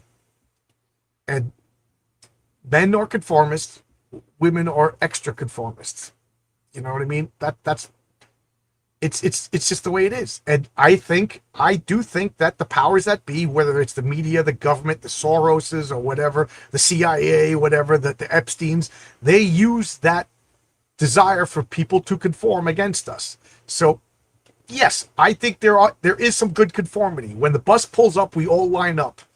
You know what I mean? When we pay for our food, and if the clerk gives us too much change, we give the proper money back. You know what I mean? We have manners. There's good conformity. You know what I mean? Little kids toilet train each other. If you've ever taught, you know, little kids, you know what I mean? You bring a kid in, the one kid in diapers is not going to be in diapers after a week of being around other kids that are toilet trained. Positive shaming is a thing. But you have to be smart enough to, am I being manipulated? You know what I mean? Are the powers that be are using my natural ability to conform against me. You know, the Japanese have a saying, the nail that sticks out will be hammered down. You know, and I used to make fun of the Japanese, but now I'm like, man, I'm kind of envious of their high trust culture. You know? And look, our desire to not be called a racist has been weaponized against us. You know? Look at Europe. Europe's on fire right now because people are afraid to be called a racist. You know? Likewise, teach the older women to be reverent in the way they live, but to teach what is good, when they can urge the younger women to love their husbands and children. Bible quotes here. The kind of stuff I have to write about. Yeah, big idea. Good. I'll look forward to it. You're very thoughtful. I was in marching band in high school, played the trombone. I was going to make a dirty joke about the trombone, but I will not. marketing and those men of that stuff. Yep, yeah. We are all. Somebody mentioned McDonald's the other day, and my wife was working from home. I went upstairs and said, I'm going to McDonald's. Why? Because somebody mentioned McDonald's. And I drove to McDonald's and I got myself a Big Mac. I got my wife a quarter pounder with cheese. And I got some of the best piping hot fries. It was, aren't you just used to incompetence when you go to McDonald's? I was like, wow, this guy's really pleasant. Wow, this girl's really, like, I went to the drive-thru. First guy took my money and he was like, how you doing, sir? And he was, and the other girl, she had everything wrapped up in the fries. I was like, wow, I was driving home eating the fries. That's my favorite, driving home eating the hot fries. So by the time I get home, my wife has like no fries. She's like, she can't complain because I was treating. It's part nature, but part socialization. Yeah. In the Japanese schools, like they say that they don't teach anything the first year or 2 years of school. The kids just learn how to be socialized, how to fit in. We don't even do that. They learn manners. What's that? They learn manners. Yeah, they learn manners How to play. and how to play and how to share. I don't know. We America needs like a come to Jesus meeting. Just RJ, do you think RoboCop or Frankenstein have souls? Here we go. The big questions. Do you think RoboCop or Frankenstein have souls, or do you think that because they're reanimated corpses, they no longer possess one? I don't think RoboCop is a reanimated corpse. I think RoboCop stayed a human being. We're talking about the old RoboCop or the new one. I think that he would continually live, so he had a soul. Frankenstein, no. I think that's what makes Frankenstein such a horror book. And you read the book. Don't look at any of these movies, but read the book. That's what makes it a horror. And it goes back to I used to talk about Augustine, and he discusses a lot in the City of God how the Romans tried to reanimate things or to ensoul them and trap souls or demons or things like that, extra souls into statues and stuff like that. I think that's part of the horror of Mary Shelley's Frankenstein. The reanimation is almost like a Greek trapping of a spirit into a body that it should not be human. So, again, that's my take on it. Look at all of like the great stories in alchemy and stuff like what can I think of but that book, the Golem, the Golem of Prague. What the takeaway is, whenever human beings create artificial life, it always ends badly, like homunculuses, imps, golems, Frankensteins. I consider Frankenstein a golem, AI. Yeah, AI, The funny thing about AI is I just read Chuck Dixon's Evangeline, rather, in 1987, and it's all about AI and souls and stuff like that. 40 years early. This was Stephen did. Strong-willed men naturally established to fight dominance and hierarchy, even in the comics, whereas women naturally flow with the path of least resistance. I think he sums up my point pretty well here. There are always outliers and exceptions, of course. Fair conformity is to be civil. Civil conformity isn't the same as getting the boxcar in the 40s. Yeah. I just think, we lost our high trust society because we're too tolerant. You know what I mean? Like, we need to. Here's a rant. RJ, tell me what you think of this. We need to establish like a baseline standard for people to come to America. Like, does your country practice this? Oh, absolutely. Like, let's be realistic. Like, if Haiti is so bad, if sending these Haitians back is a death trap, well then why not just absorb all of Haiti then? Why not just conquer it? If Haiti is that bad, wouldn't the civil and humane thing to do is to invade it and conquer it? You know what I mean? But what is think about this. We just lost the temporary for 35 years. They had temporary protections in the United States. A third of Haiti is within the United States. I don't know how many Somalians, because Somalia, it's a death trap to send them back to Somalia. So what is more fair and equitable and whatever, easier, not easier, that's a bad word, but What would be the most expedient way to save lives if Haiti is so bad? Take every Haitian off that island and bring them here. That means we're taking the criminals. We're taking it's not because the land is cursed. Like voodoo isn't real, ladies and gentlemen. There's not an evil presence on Haiti that's making Haiti an evil place. It's Haitians. So what is the criteria for taking the Haitians into the United States? And if it's so bad, how many get to come here? And if sending them back is so bad, then wouldn't it just be better for everybody in Haiti if we just invaded and occupied it? And now we're talking about we're back to colonialism. So, you know what I mean? Like Africa. Oh no, these Somalians, they need to come here. Somalis. Okay, so how about you all go back? You get to stay in your ancestral land where you have your roots, your history, and everything like that. It's just that we now control it because you come in here, but it's not that. It's about conquering the West. It's about destroying Western civilization, and the liberals need to understand that. If it's a paradox. So Haiti is that bad? Let's send in the army. I forget who it was, but it was an African politician. He says Africa is terrible. Nobody wants to come here. It's horribly run, and there's only two things that you could do to help Africa. Either stop all the aid, because right now all the aid to Africa is just making it bearable enough that the people don't rise and revolt. So all the Mr. Beasts, all the US aid, and all of the US aid for South Africa, he goes, you got to stop that. So things get so bad that the people overthrow their corrupt governments. He goes, but the United States and Europe, they don't have the stomach to do that. The other thing they could do is just freaking invade and take out all the country. He goes, and then you have colonialism again. He goes, and you don't have the stomach to do that. He goes, so Africa is doomed. You know, so I don't know. Like, we have freedom of religion in the United States. It's one of our cornerstones.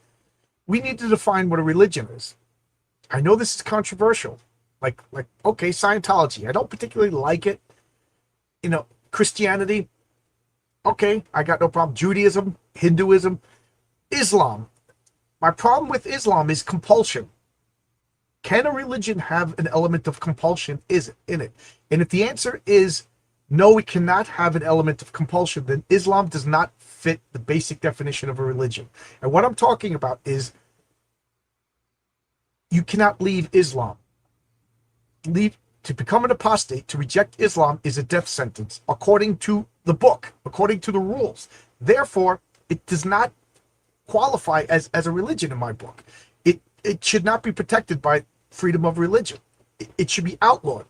Can I start a philosophy, a way of life, and if you criticize it, you have to join it, and then if you leave it, we get to kill you? Nobody in their right mind would say that that's a sane philosophy, you know what I mean? Or whatever you want to call it, religion, philosophy, whatever.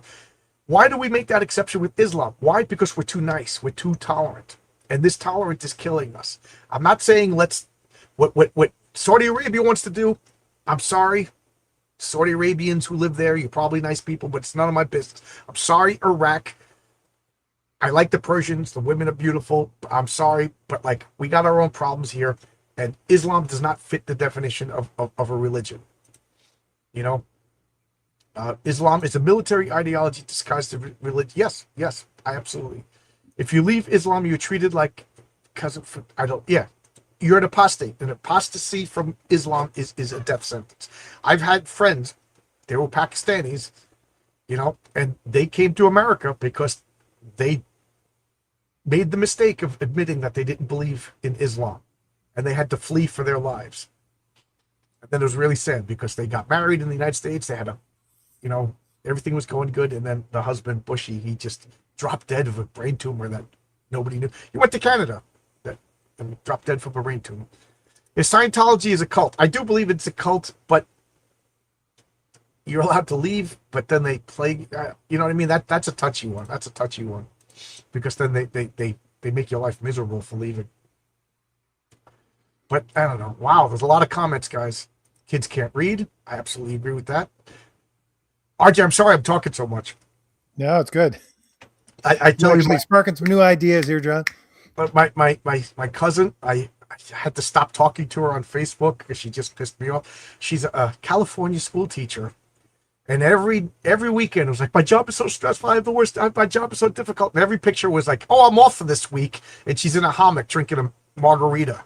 I'm like, try working on a rooftop in Manhattan in August and tell me your job is tough. Okay, now my job is tough, but I'm not on Facebook. Oh, I have the worst job in the world. Feel bad for me, and you're off every other weekend. So I was just like, you know what? If kids would graduate high school and could make change and tell the time, I would give you some credit. But kids are retarded when they graduate high school. They don't know history and they're all brainwashed. So I don't want to hear about your tough job because you're not doing it. And whoa, I'm not too much fun. I'm not invited to Thanksgiving anymore. Yeah, he didn't actually die. He was to quote Monty Python, he was mostly dead. Yeah, manners. Stephen Silhouette. Soul in the scripture is the Greek word. I can't pronounce it. That's where we get our word psyche. So a soul is simply a conscious mind. Stogie time. Everybody smoke them if you got them. Oh, God. RJ. Tony wants to bring us back into it. RJ, do you think the replicants of Blade Runner have souls? Would a clone of a human being have a soul? Well, yes, clone of a human being would have a soul because it's made from humans beget humans, but it depends on the replicants. Some people say the replicants are what? Originally, they were supposed to basically to just be clones. That's what they were, but then you add in all the alien stuff, and they're not clones. They're more robots or what do you call them? Androids. So if they're androids or robots, no, they don't have a soul. If they are clones, then yes, they do have a soul. Because again, like begets like. And if you're using human matter in order to create a human being, even if you do it, unfortunately, outside of a woman, then it's still like begets like. They're still human beings unless they still have a soul. It's funny. Whenever my wife wants my attention, she calls me dude. She sent me a message. Dude, RJ is nicer than I would. That woman doesn't get lethal injection. I don't want to repeat what she says that woman should get. But whenever I see a message from my wife that says dude, I know I said something that, she either disagrees with or is like, dude, you're wrong.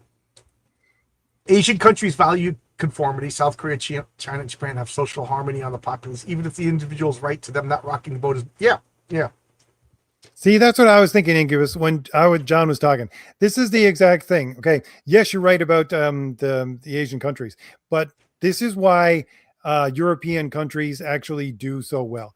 We're not conformist, but here's why the quote unquote progressive people want to take down systemic racism and systemic this and systemic injustice, is because those systemic things is what actually is. I hate to say it, and I'm going to take this back, I'm sure at some point, the virtue of our society, because we allow for disharmonious people to actually exist amongst us. And that's where we are allowed to come up with better ideas, because we have a challenging of the normal ideas. And so you get these odd ideas that come into our culture, and it allows for new ideas to percolate through it. But it only works if we have an overarching system that clamps down on everybody and oppresses them to a point where it says, okay, you're allowed to express your idea, but you're stepping into a different realm here. We're cutting you off. No, you're not doing it here. You're not bringing your rainbow flag out into the street where you're wearing nothing but a string. Okay, you're just not doing that. If I could, I was talking to my wife. She joined some like a non-denominational church, and I don't want to, I'm thinking of going to a Latin mass, a Roman Catholic Latin mass. I still haven't done it yet, but that if I go back to church, I'm going back in time. You know what I mean? I'm going where that priest is in Latin. You know what I mean? And I said, I said, I think that these non-denominational churches, nothing wrong with them. There's nothing wrong. I said, but they promote change too fast by the very nature of them. And I'm not saying that's good. I'm not saying that's bad. But like one of the comforts to me of Roman Catholicism, and there is problems with it. Like I don't like this current Pope right now. and there has been bad popes, and of course there has been problems. But new ideas, they go through the mills. They go through testing and scrutiny, and you know what I mean? And the really good ones will make it through, and the really bad ones, they never make it to us. Like the Roman Catholic Church, as far as I know, is never going to have, like, Jesus wanted abortion. You know, but you hear that in these non-denominational Protestant religions, you know, by some lesbian preacher woman, you know, wearing a pink rainbow jacket. And you're like, how can you go to church and believe this and call yourself a Christian? Now, this church is in Canada that say the cross and Jesus is problematic, and they're opening up like Muslim prayer rooms. It's like, I'm going to a Latin mass. Like that's what I think is what America does. Is like these crazy ideas, they'll come in and they'll get diffused, you know, and if it's good, it'll float to the top. If it's a bad idea, but now we're just letting in everybody, and they don't. I'm just going to say it, like these Indians that come from India, they don't give a crap about the American work ethic. They don't give a crap about America. They don't give a crap about George Washington. They're coming here to scam as much as they possibly can out of America, and every single one of them is going to retire back to India. They have no, you know what I mean? This is just something to be used and exploited, and then get the hell out. I was just thinking, John. Okay, that's exactly why I think that the reason why Jack Kirby is such an influence on American society is because he lived in a time and place where he wasn't wanted, and he had to work to become a part of the city around him. Same with the Italians, same with the Irish, doesn't matter. It's like, you're coming in here, you're an outsider, we don't want you here. You got to prove yourself to be an American. You have to prove yourself to be a New Yorker, all these kinds of things. You have to prove that you can walk up this street, right? And that's what makes those people American. That's what makes them want to be here and actually contribute. That's what I think. Well, it's not just, it's well known that the less desirable characters take the, I don't know if this is true or not, but I believe it. And I remember at one point looking it up, but I don't remember. But anyway, remember USA for Africa, you know, US, whatever, Live Aid, Bob Geldof from the Boomtown Rats. This is probably beyond, maybe RJ is the only person who remembers this, but I think it was like 1988. And Bob Geldof, we are the world, we are the children, and they raised billions of dollars for Africa. That money made it to was it I forget, was it Somalia, was it Ethiopia? I forget exactly where. But then the warlords came and they took all the aid and all the food and all the everything, and at gunpoint it wasn't delivered. The warlords took it all. The people never got it, and then the warlords sold it all and formed the Taliban.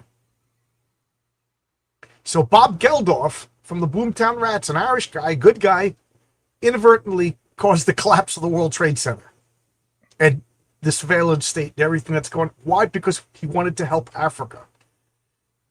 We can't help it.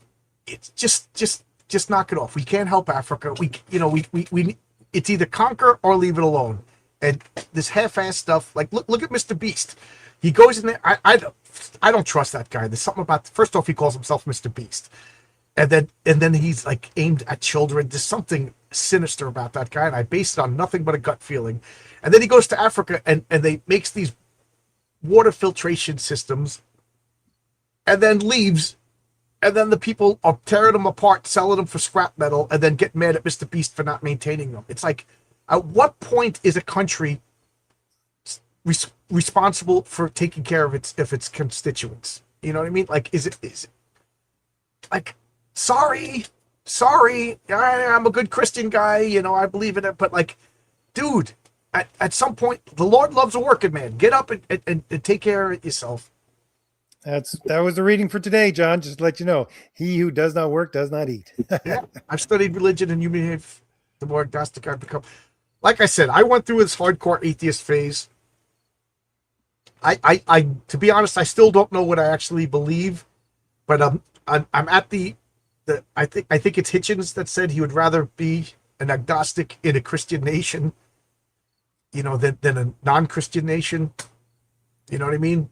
I mean, let's face it, man. The more Christian America was, the better it was. You know, I mean, the Reagan years were horrible when everybody was working and the music was great and comic books were awesome and movies were great and the streets were safe and you didn't have to unlock your doors. But remember those horrible Reagan years that everybody complained about? Man, they're like a wet dream compared to right now. You know what I mean? Yeah, you know. Oh, the 50s. The 50s was oppressive when the wives could stay home and take care of their 16 kids and the husbands just went to a job, you know, and everybody was smoking in their cars with no seatbelts on, getting flung from their cars. How masculine is that? You got thrown from your car when there was a car accident. Man, you couldn't. That's got to be the most masculine thing ever.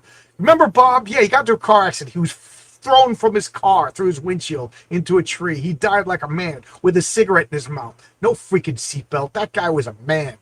You know, the 50s were awesome.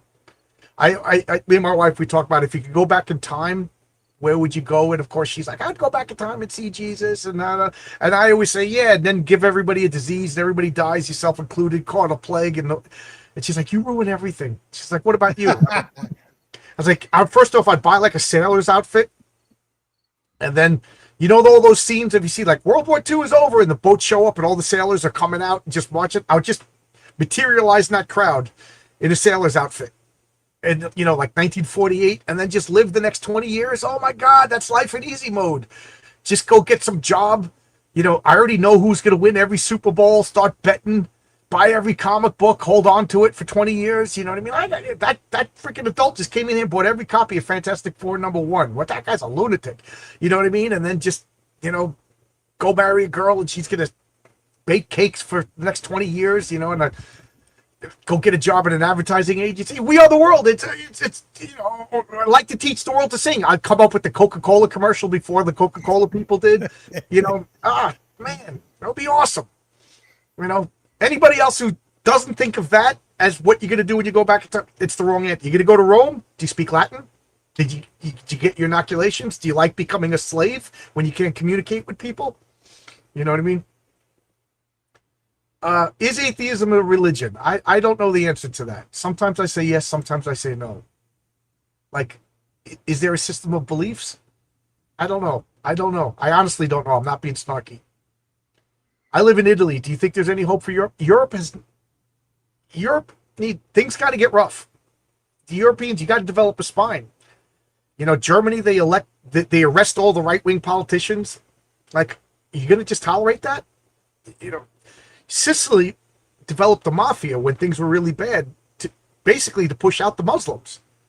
That's the rise of the mafia. Like, I'm not saying start the mafia again, but I'm kind of saying start the mafia again. you know, they claim because they want attention. Yeah. Public schools have failed. No, they haven't. Public schools are doing exactly what they're supposed to be. Yep, I agree with John. Public schools are doing exactly what they're. Look at that lunatic Randy Weingarten who runs all the schools. You think she thinks schools are failing? She's the one who runs. She, like it or not, she's in charge of the school system in America. Ask her if she thinks the schools are failing, and there's your answer. I can't imagine being a roofer if that's. Well, I'm a construction worker. I'm not a literal roofer, but there's electrical stuff on roofs of building. You know, anywhere there's electricity in the 5 boroughs, I'll go there. Underground, roofs, through sewers. Oh, man. That's another reason why I like the Spider-Man movie. They showed through Peter Spider-Man, like he was going through construction sites and swinging. You know what I mean? Like they tend to show, like in all of these Marvel movies, beautiful skyscraper Manhattan, which is nice. But they showed Spider-Man's viewpoint of Manhattan, like landing on I-beams and broken bricks, you know, high up in the air, landing on rooftops and there's buckets and garbage. That I really like. I barely survived the LA USDA system. Now I hate teachers with a pet. Yeah, I hate teachers. As a former public school teacher, F teachers. They're the worst. I'd never met a group of people that did such a consecutively bad job and want a pat on the back for it. Oh my God, I hate teachers. Vote against any school budget because it's going to be wasted anyway. It's pronounced suke. In Greek, U becomes Y, so the exact opposite word. Okay, I didn't know that. Bend the knee and din on hot baking sun. Wow, we are that far behind, guys. I'm sorry. RJ, let me know if we're talking too much when you want to stop. Marvel seems to think that clones don't have souls. I always say, well, to be honest, we don't really know the answer. You know what I mean? Scientists can't prove or disprove souls. Souls is a matter of faith. Yeah, I don't think all after the Krakoa era Rex, there's no such thing as a soul in the Marvel universe because they're just resurrecting plant-based bodies of them and putting their memories in. There is no soul in the whole Marvel universe anymore. Okay, Tony says, Frankenstein is made up of parts from human beings. Wouldn't the creature have a semblance of a soul? Prick him, does he not bleed? Tickle him, does he not laugh? And wrong him, does he not revenge? That you're assuming, Tony, that a soul is part of a body, which it is not. That's the exact opposite of being part of a body. It exists separate and independent from body and has no parts of its own. So it's a little bit of a bad question. We'll put it that way. In my role-playing games, we've actually had this debate. Like I know, like elementals and things like that, they don't have souls. But the difference between like an earth elemental and a golem is a golem is a magically created soul. Now that's just in my stupid role-playing game world because it follows other rules. So that was the ruling that we made. Man, I missed my friend that plays V&V with me is moving to North Carolina. We already made plans to start doing it on via webcam, which is not the same, but we've been doing a story for 20 years and we're still not finished yet. I've been keeping secret on what's going to happen in the future. If anybody's curious, his character that he role plays is the metaphysician that RJ read the story. So I'm like finishing the story in our role playing games in the comic book that I'm writing. Liberalism worked its way through institutions like churches. They became liberals first with some Christian. Yeah, but liberal doesn't mean what it means anymore. Like, according to the progressives, liberals get the bullet too, right? Isn't that a slogan? Definitely. I've seen it spray painted outside of buildings, John. Yep. Liberalism meant individual rights. Classical liberals, like Sargon of Akkad, RJ's buddy, he was one of the first people that I heard the term a classical liberal, and he used to describe himself as a classical liberal. He doesn't even describe himself, as far as I know, as a classical liberal anymore. No, he does not describe himself as a liberal at all anymore. Right, because the Overton window has shifted so much.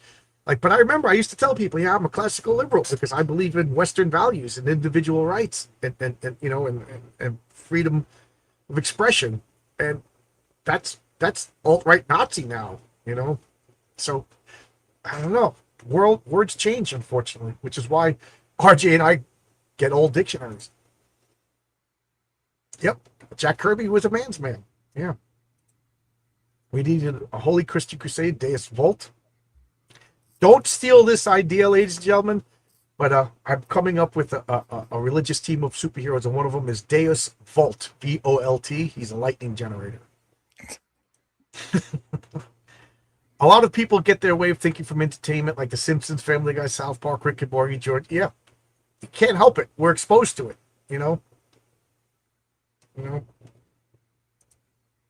Who I took, Gandhi. The more I learn about Gandhi, the more I don't like. I don't know enough to be an atheist. Can't argue with that. Ironically, the most America helped other countries seems to when we bombed Japan and made them stop being so militaristic down to the yeah. I love that argument. What is more destructive, the atomic bomb or civil rights? I mean, look at Black America. Look at Detroit.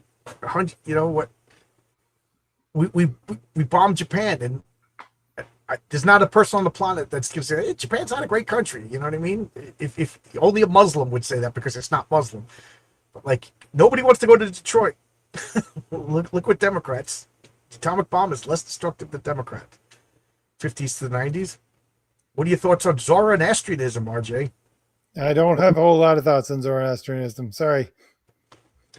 It's check out Heroic Tales Christmas special next year. I'm open next year. It's gonna feature some Zoroastrianism. I'm fascinated with Christian heresies. Atheism worships how much they don't worship.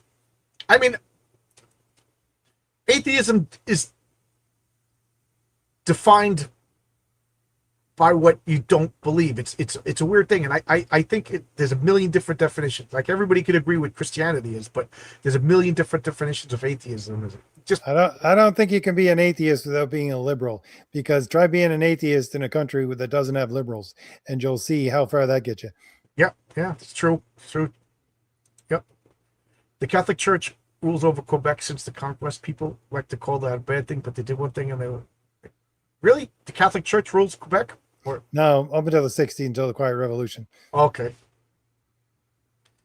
Were Jack Kirby and Stan Lee both air gunners in World War II or just Kirby? I don't know. I know Kirby got hurt in the Battle of the Bulge, right? He got frostbite.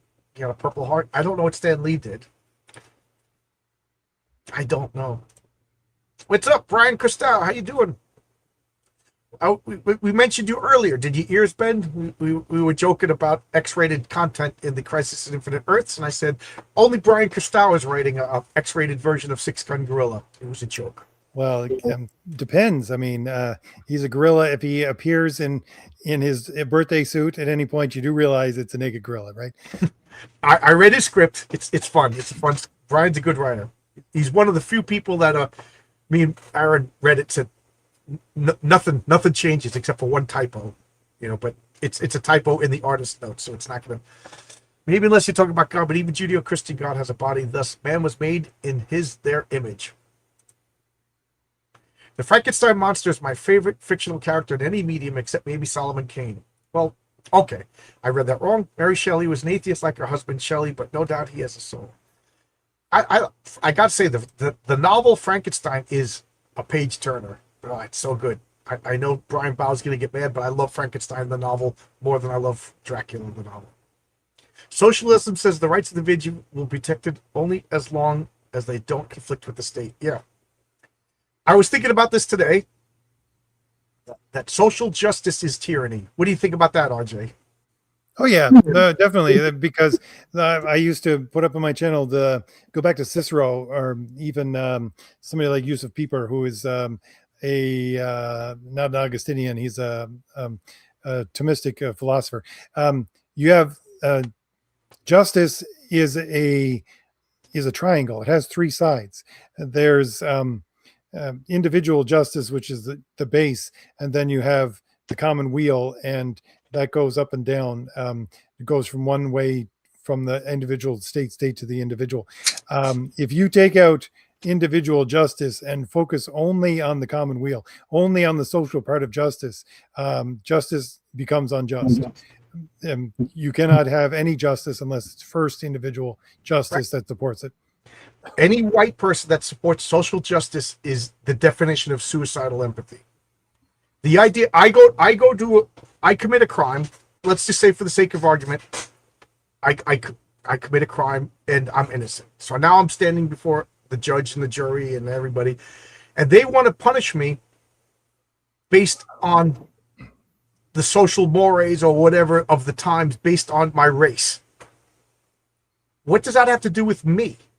I wasn't a slave owner, so like, it's magic, it's voodoo, it's psychic powers, it's astrology, it's everything except science based. I wasn't there. This is what I'm accused of. What does my race have anything to do about it? And it's just going to be non-white people punishing white people.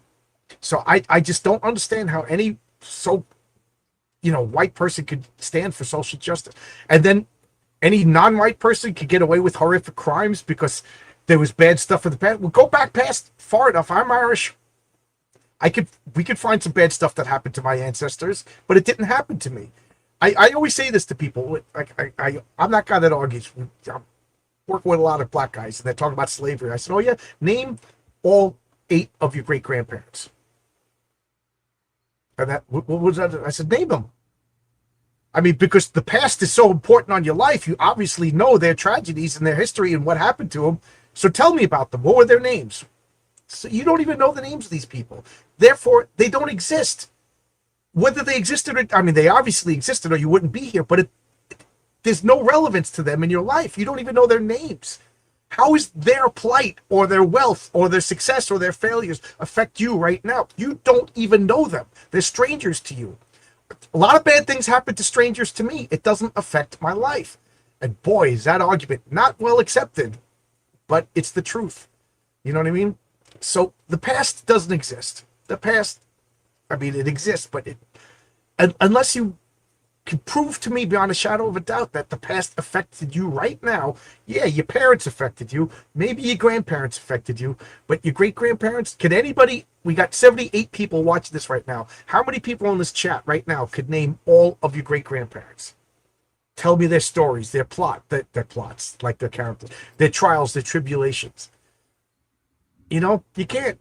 You know what I mean? I bet you a lot of you can't even name your grandparents. The past, knock it off. I'm still amazed by how Kurt Busiek did Christian superheroes in Astro City and made them cool, despite Astro. Yeah, I guess you heard me talk about Heroic Tales is an homage to Astro City. That was the model for my comic. That is still one of my favorite comics. He got a little weird and progressive, and he killed that comic. If you read the last 12 issues, that you could see when the woke mind virus just invaded Kurt's brain. He hasn't written anything good since. But man, when Astro City was on, it was on. Science City is an homage to Astro City. Yeah, now we see kind of is other religions weaponizing the Charter of Rights so they could get away with their conquest. Yep. Yeah, we're doing the same in America. The Muslims are clever. Will there be a Solomon Kane-like character or tribute in the team? I would, if there was, I would discourage it, because I'm discouraging public domain characters, because the Burroughs estate and the whatever estate, sometimes they're litigious, like. Oh, sometimes, not sometimes, always. Right. So Solomon Kane is Howard. The Howard estate still, it's technically public domain, but Chuck Dixon just got sued, and we can't afford that.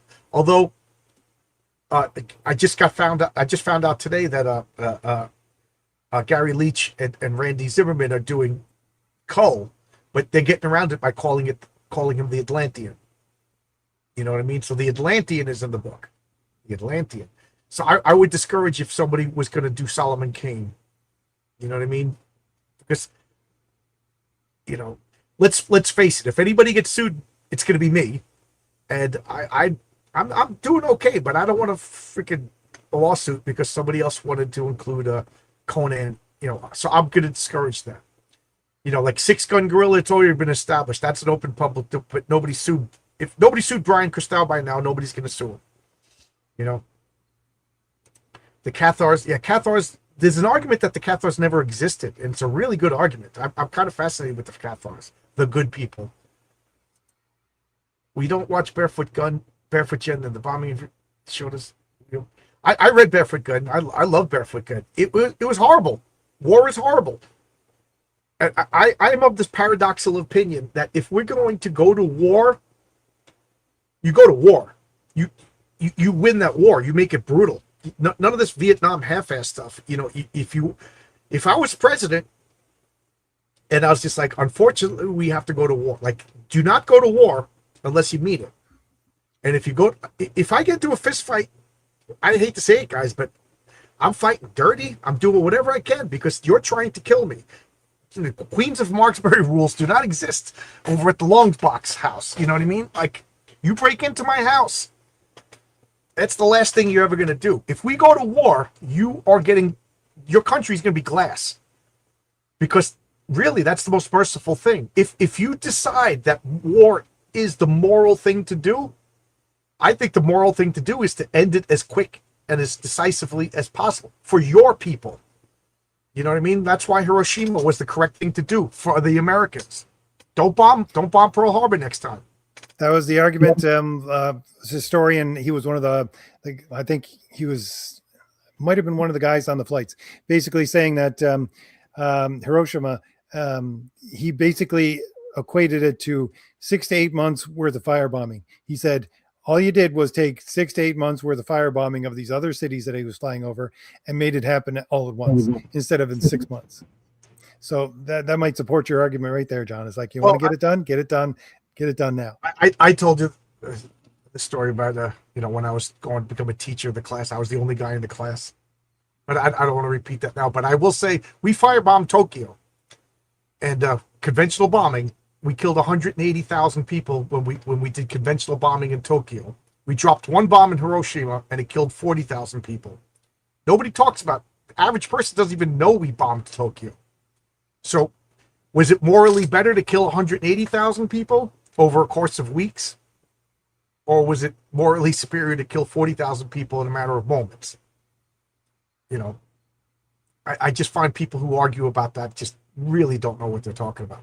Go read Chuck Dixon's book, Storming Paradise. It's an alternate story about we didn't bomb Japan and what would happen. And he did all the research on it. It would have been a million times worse if we didn't get Japan to surrender by the bombs. They do try to change words. When it comes to liberalism, then it meant liberty was a good, but that's one thing liberty became the old, yeah. That's one of the weapons of progressivism is to change the words. Dracula's Snoodfest, Frankenstein, absolutely. Atheism is an identity, and any identity can become a group identity, which is really no different than any other group, tribe, or team. The only thing that distinguishes, all right, I can't argue with that. Howard Solomon Kane was right. I still haven't read any Solomon Kane except for that 6-issue Marvel comic. I always considered myself a liberal. Then all my friends on the left lost their minds and accused me of being a Yahtzee. Meanwhile, I did. Yep, we were just talking about that before you showed up. John, quick aside. Read, Sure. I think it's The Creeping Hand, Solomon Kane story. It's very, very short. Okay. The Creeping Hand.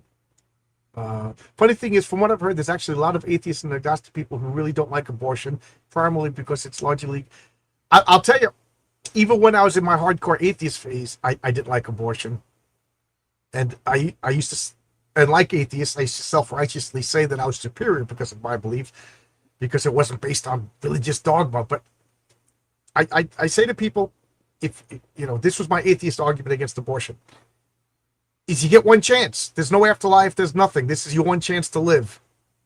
You know, there's in the history of the universe, the billions of years that existed and will exist, this is your one chance, and you just took it away. That DNA will never combine, that consciousness will never be replicated, and because you bonked the wrong person in a bar or not ready to settle down yet, you stripped away that one chance of that unique human being. So I've always been against abortion, you know, and I hate to say it, even if you get raped, you know, it's not the child's fault. I know that's controversial to say that. This woman that I worked with got really upset that I said that. And I'm like, I'm sorry, I'm not going to change my opinion to make you feel better. I said, but it's not the child's fault. I said, what we need to do is punish these rapists so bad that it just doesn't happen. You know what I mean? It just I said, but then there's no father to raise the kid. I said, that's why we have families. That's why, you know, we need to make strong family units. That's why we got to have the church. That's why we got to have all these support groups. And we got to, you know, mercy on the unjust is tyranny to the just, you know. But I'm always pissing people off at work. Blacks, women, anybody, everybody. Liberals. My thinking is that religion has a theology, inherent rules of morality. Pure atheism is only a theology. One has to add ideology. I always said that atheism was just like, it's just, I don't have it. You're defining me by your beliefs. You know what I mean? Like, even when I was an atheist, I was just like, the word atheist, I was always uncomfortable with it. Like, you're defining me by your belief system. Like, is there a word for somebody who doesn't believe in Zeus? Is there a word for somebody who doesn't believe in Mickey Mouse? You know what I mean? So I'm just a guy who just going about my business. You know, that's how I describe. So I always thought the word atheist brought baggage that was unfair to the atheist. That's like the kindest thing I'll say about atheism today. I think the logic, you benefit from terrible things that your ancestors did, so you must pay for it. Yeah. I mean, and it's funny because one of the black guys at work was like, "Oh, my grandfather was a slave." I was like, "Yeah, what year was he born?" And uncomfortable because I'm just supposed to accept this word. You know, you don't challenge anybody. Oh yeah, what year was he born? I said, because slavery was abolished in what, 1865? So let's just say he was born in 1864. That makes him 133 years old. I didn't see your grandfather on the Tonight Show. You know, when the Tonight Show used to have people that made it to 100, Since I don't think you're telling the truth here. You know, so. But he thought it was true because somebody said it. Just like I'm sure Elizabeth Warren thought she was Indian. I'm sure somebody in her family said, "Oh, we're Native American. We're Native American," and she just thought it was cool and never questioned it. And then she confidently took the DNA test and then found out it wasn't true because somebody just made it up. You know, a lot of people make us think about slavery. I find them dream about having sex slaves are usually. I never had a problem with atheists. No one will find people the same as Richard turned it to. Yeah. I just find the zealotry. It's like, okay, you're leaving religion and then you're taking the worst parts of religion with you. That was my big problem with atheists. Yep, nobody will. There's a great story. RJ, you probably know this because you're a history person of Xerxes. Was it? Now I'm going to embarrass myself. Who was it? Darius that invaded? No, it was Xerxes that invaded Greece, right? Yeah, it was Darius. Xerxes. Was Darius Darius. Alexander the Great. Well, during the marathon, that was Darius. He It was invaded. Darius during marathon. Okay, Yeah. so it was Darius. But that's The one that invaded Greece. If it was Xerxes or Darius, both of them did, but at different times. but so- he came with the 1,000,000-man army, and as they were crossing the Pontus, he was. It takes a long time to take 1,000,000 people on feet and cross bridges from Europe, from Asia to Europe, and he was watching, and supposedly he started crying, and so what's the matter? And he says, in 100 years, every one of these people will be dead. You know what I mean? Like, is like he basically was like, is it even worth like conquering Greece? We're all going to be dead, you know. So yeah, it's humbling to think about. And I do, but my wife and I, we don't have kids. You know what I mean? Like 50 years from now, is anybody going to remember us? We're not going to be around in 50 years. You know what I mean? Will we just be the weirdos who lived in this neighborhood? You know, the cats will eat my corpse in this chair until somebody bangs on my door. You know what I mean? Wow, there's a lot of mail in that guy's mailbox. My boy Pat Merck and I are working on a Solomon Kane called The Puritan. That's a great name. That's a great name. But he's the exact opposite of Kane. That's a good name. I'd read that. So could someone use a public domain characters for original stories? Then, but did not mention that. So then make up a new character. He's using the Puritan instead of Solomon Kane. You know, just make up a new character. That way, it's yours, and nobody can tell you what to do with it. You know, RJ's using Crom the Destroyer. He's not using Conan. You know, make up your own character. We're supposed to be creative people. Like, is the Black Terror that great of a character that they have to keep bringing him back every 5 years? You know, nobody has been successful with the Black Terror. Let them go. Make up your own character. Even when Alan Moore brought back all of the public domain characters, they didn't go anywhere with them. Make up your all of Alan Moore's original characters went somewhere. There's I don't want to say that there's bad characters, but I don't know. Am I a weirdo? It's easy to come up. Just today I came up with a whole new team of characters. Yeah, the love of money and power is the root of all evil. As long as a group can get over themselves, we can temper up. Absolutely. I remember a few of my great-grandparents. Grandma Irene made a lot of nativity figurines for my family. I should learn more. I met my great-grandmother once. I never met either of my great-grandparents. I never met my mother's father. He died before I was born. You know what I mean? Like, I don't know if they were good people. I don't know if they were bad people. I don't know if they were murderers. I don't know if they were saints. I don't know anything about them. You know, I know they had problems in Italy, so they fled fascist Italy. In war, it's off of them and you. I'm a peacenik, but I'm not a pacifist. Pacifism is selfishness. If someone swings at me and breaks my house, I'm going to assume they're trying. Absolutely. I blame. There's a great argument that Darth Vader gives in one of the novels. I didn't read the novel, but somebody sent me the passage of Darth Vader talking about how pacifists are selfish. Darth Vader, of all people. I blame the JP government at this time and ruined their own people. Who's JP? Is that Canadian? I don't know who JP stands for, but I don't like any government. Dresden killed more people than any other bombing in history. Yep. Nobody talks about that. The Dresden bombing. The bombing of Pearl Harbor wasn't, I know, but it's like saying Civil War was about slavery. You know, yeah. Dresden got a real bit, 25,000 civilian casualties. Yeah. Sad, but I tried to write a short story about the real reasons behind the Dresden bombing, but I just didn't know enough real history. Sad but true, we tried to go to war against the governments of any countries, but half the time people are, yeah, I know. I read Solomon Kane. Yeah, I gotta read more. I gotta read more Howard, more Conan. Solomon Kane is the boss, the only character almost as cool as Captain Kronos. Wow, a lot of comments. I'm sorry I'm so far behind.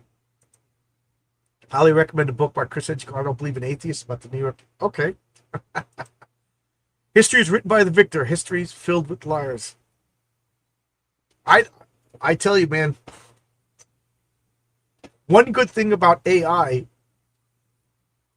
is that you can take old speeches and get them translated, and you can actually hear the exact words not translated by somebody with an agenda. You know, so that's interesting. I'll leave it to your imagination what I'm talking about. Odysseus from the Troy movie. Men are hunted by the vastness of eternity. So we ask ourselves, will strangers hear our names long after we're gone? It's ego, you know. I am Ozymandias. Look upon my works, ye mighty, in despair. You know what I mean? Like, it's everybody wants to be remembered. It's not a bad thing, but what do you want to be remembered for? You know. Me and my wife get sad. We don't have any kids. Like, does anybody remember us? Maybe Crisis on Independent Earth will be the thing that people remember me for. So back it. It's my one shot at immortality. History is often written by those who are most invested in telling a narrative. That's what I believe. And sometimes the spiteful losers are the The Black Terror, the Golden Age Marvel Comics vigilante named Laszlo Pavelli. I thought that was Tony Grigo. The more I learn about religion, psychology, the more I realize people are crazy. That helps to navigate the treacherous waters of unconscious impulses manifesting as ideology. I feel like I'm talking to Rorschach. Well, comics are my religion. Contrary to popular belief, rebels aren't always the good guys. I always say to people, look at the Civil War. Look at everything we're taught about the Civil War. The South was bad. The North was good. But at the same time, all the slave ships sailed out of Boston Harbor, and the North had children working in factories. So child labor is better than slave labor. You know what I mean? North and South was about a lot more factors than just slavery. And the average person in the South didn't have a slave. 99%, not even, I know people say 99%, but literally 99% of people in the South didn't have slaves. So why would 99% of the people fighting about slavery when they weren't slave owners? Because it wasn't about slaves, but it's just one of those things we talk about. Interesting how the tops right to, yeah, it always is like this. It's always, Christ is going to be lit, y'all. Yo, even what's up with my type? I know, I don't know about you, but typing, I've been typing and texting a lot of people because since the crisis, people have been asking me about it. I've been repeating myself, and it's all good. But man, I don't want to type anymore. So just email me and I'll give you my phone number. We'll talk. I can talk till the cows come home. But I am so freaking tired of text messaging and emailing people. I think Brian had the last word there. We're going to have to call it for the evening. Sorry to anybody else is going to bring up it's some almost comments. 3 hours, and I got my bowl of chili in front of me, getting cold. Plus, in the South, there were black slave owners and black Confederate regime who fought to keep the system. Absolutely. We need some online powers. Yep. Perth Comics. Hail Indie Beyonder. How you doing, Perth Comics? I like that. Well, people had more kids. The kids could work. Do you want to immigrant? Take your job, an American kid. Hail everybody. Thanks for the stream. Anything you want to say? Oh, No, I think we covered a lot of ground tonight, so we'll just leave it at that. Just make sure that everybody knows that links are in the description, both for John's stream and mine, that for both our books, you can get on Fund My Comic or Kickstarter, right, John? Right. Since we got a whole bunch of people here, if I may, shill, go to Fund My Comic. You can get the Heroic Tales Christmas special. It's complete. It's on newsprint. Oh my God, it is so good looking. I cannot believe the ink looks better.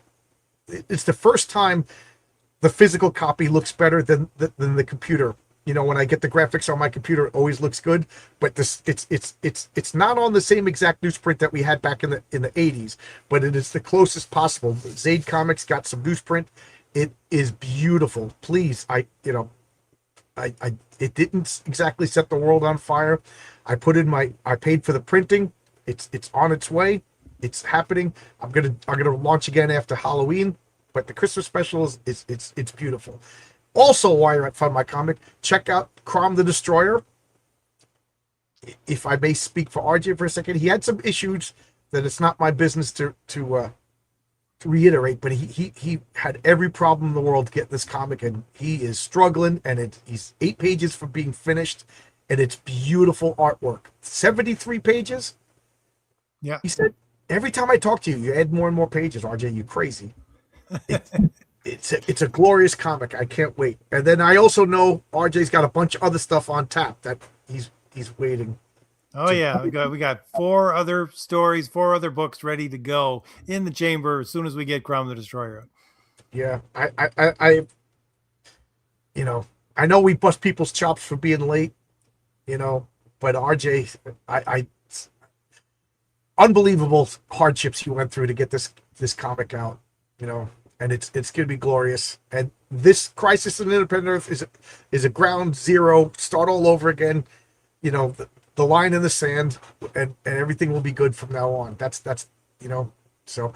And if you don't like Fund My Comic, which is weird because it's just a place to buy stuff, you could go to Kickstarter, get Heroic Tales, and you could go to TeePublic and pick up a T-shirt, wear the logo, let people know.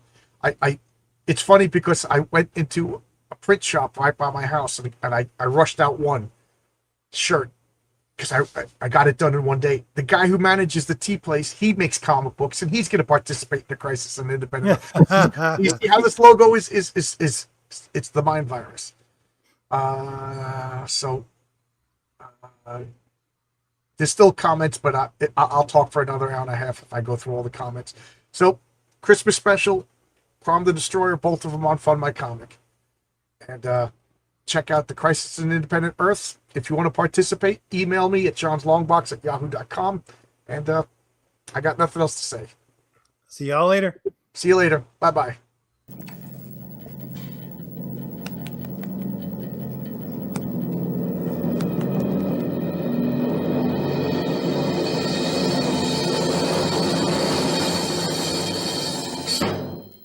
Goodbye, kids.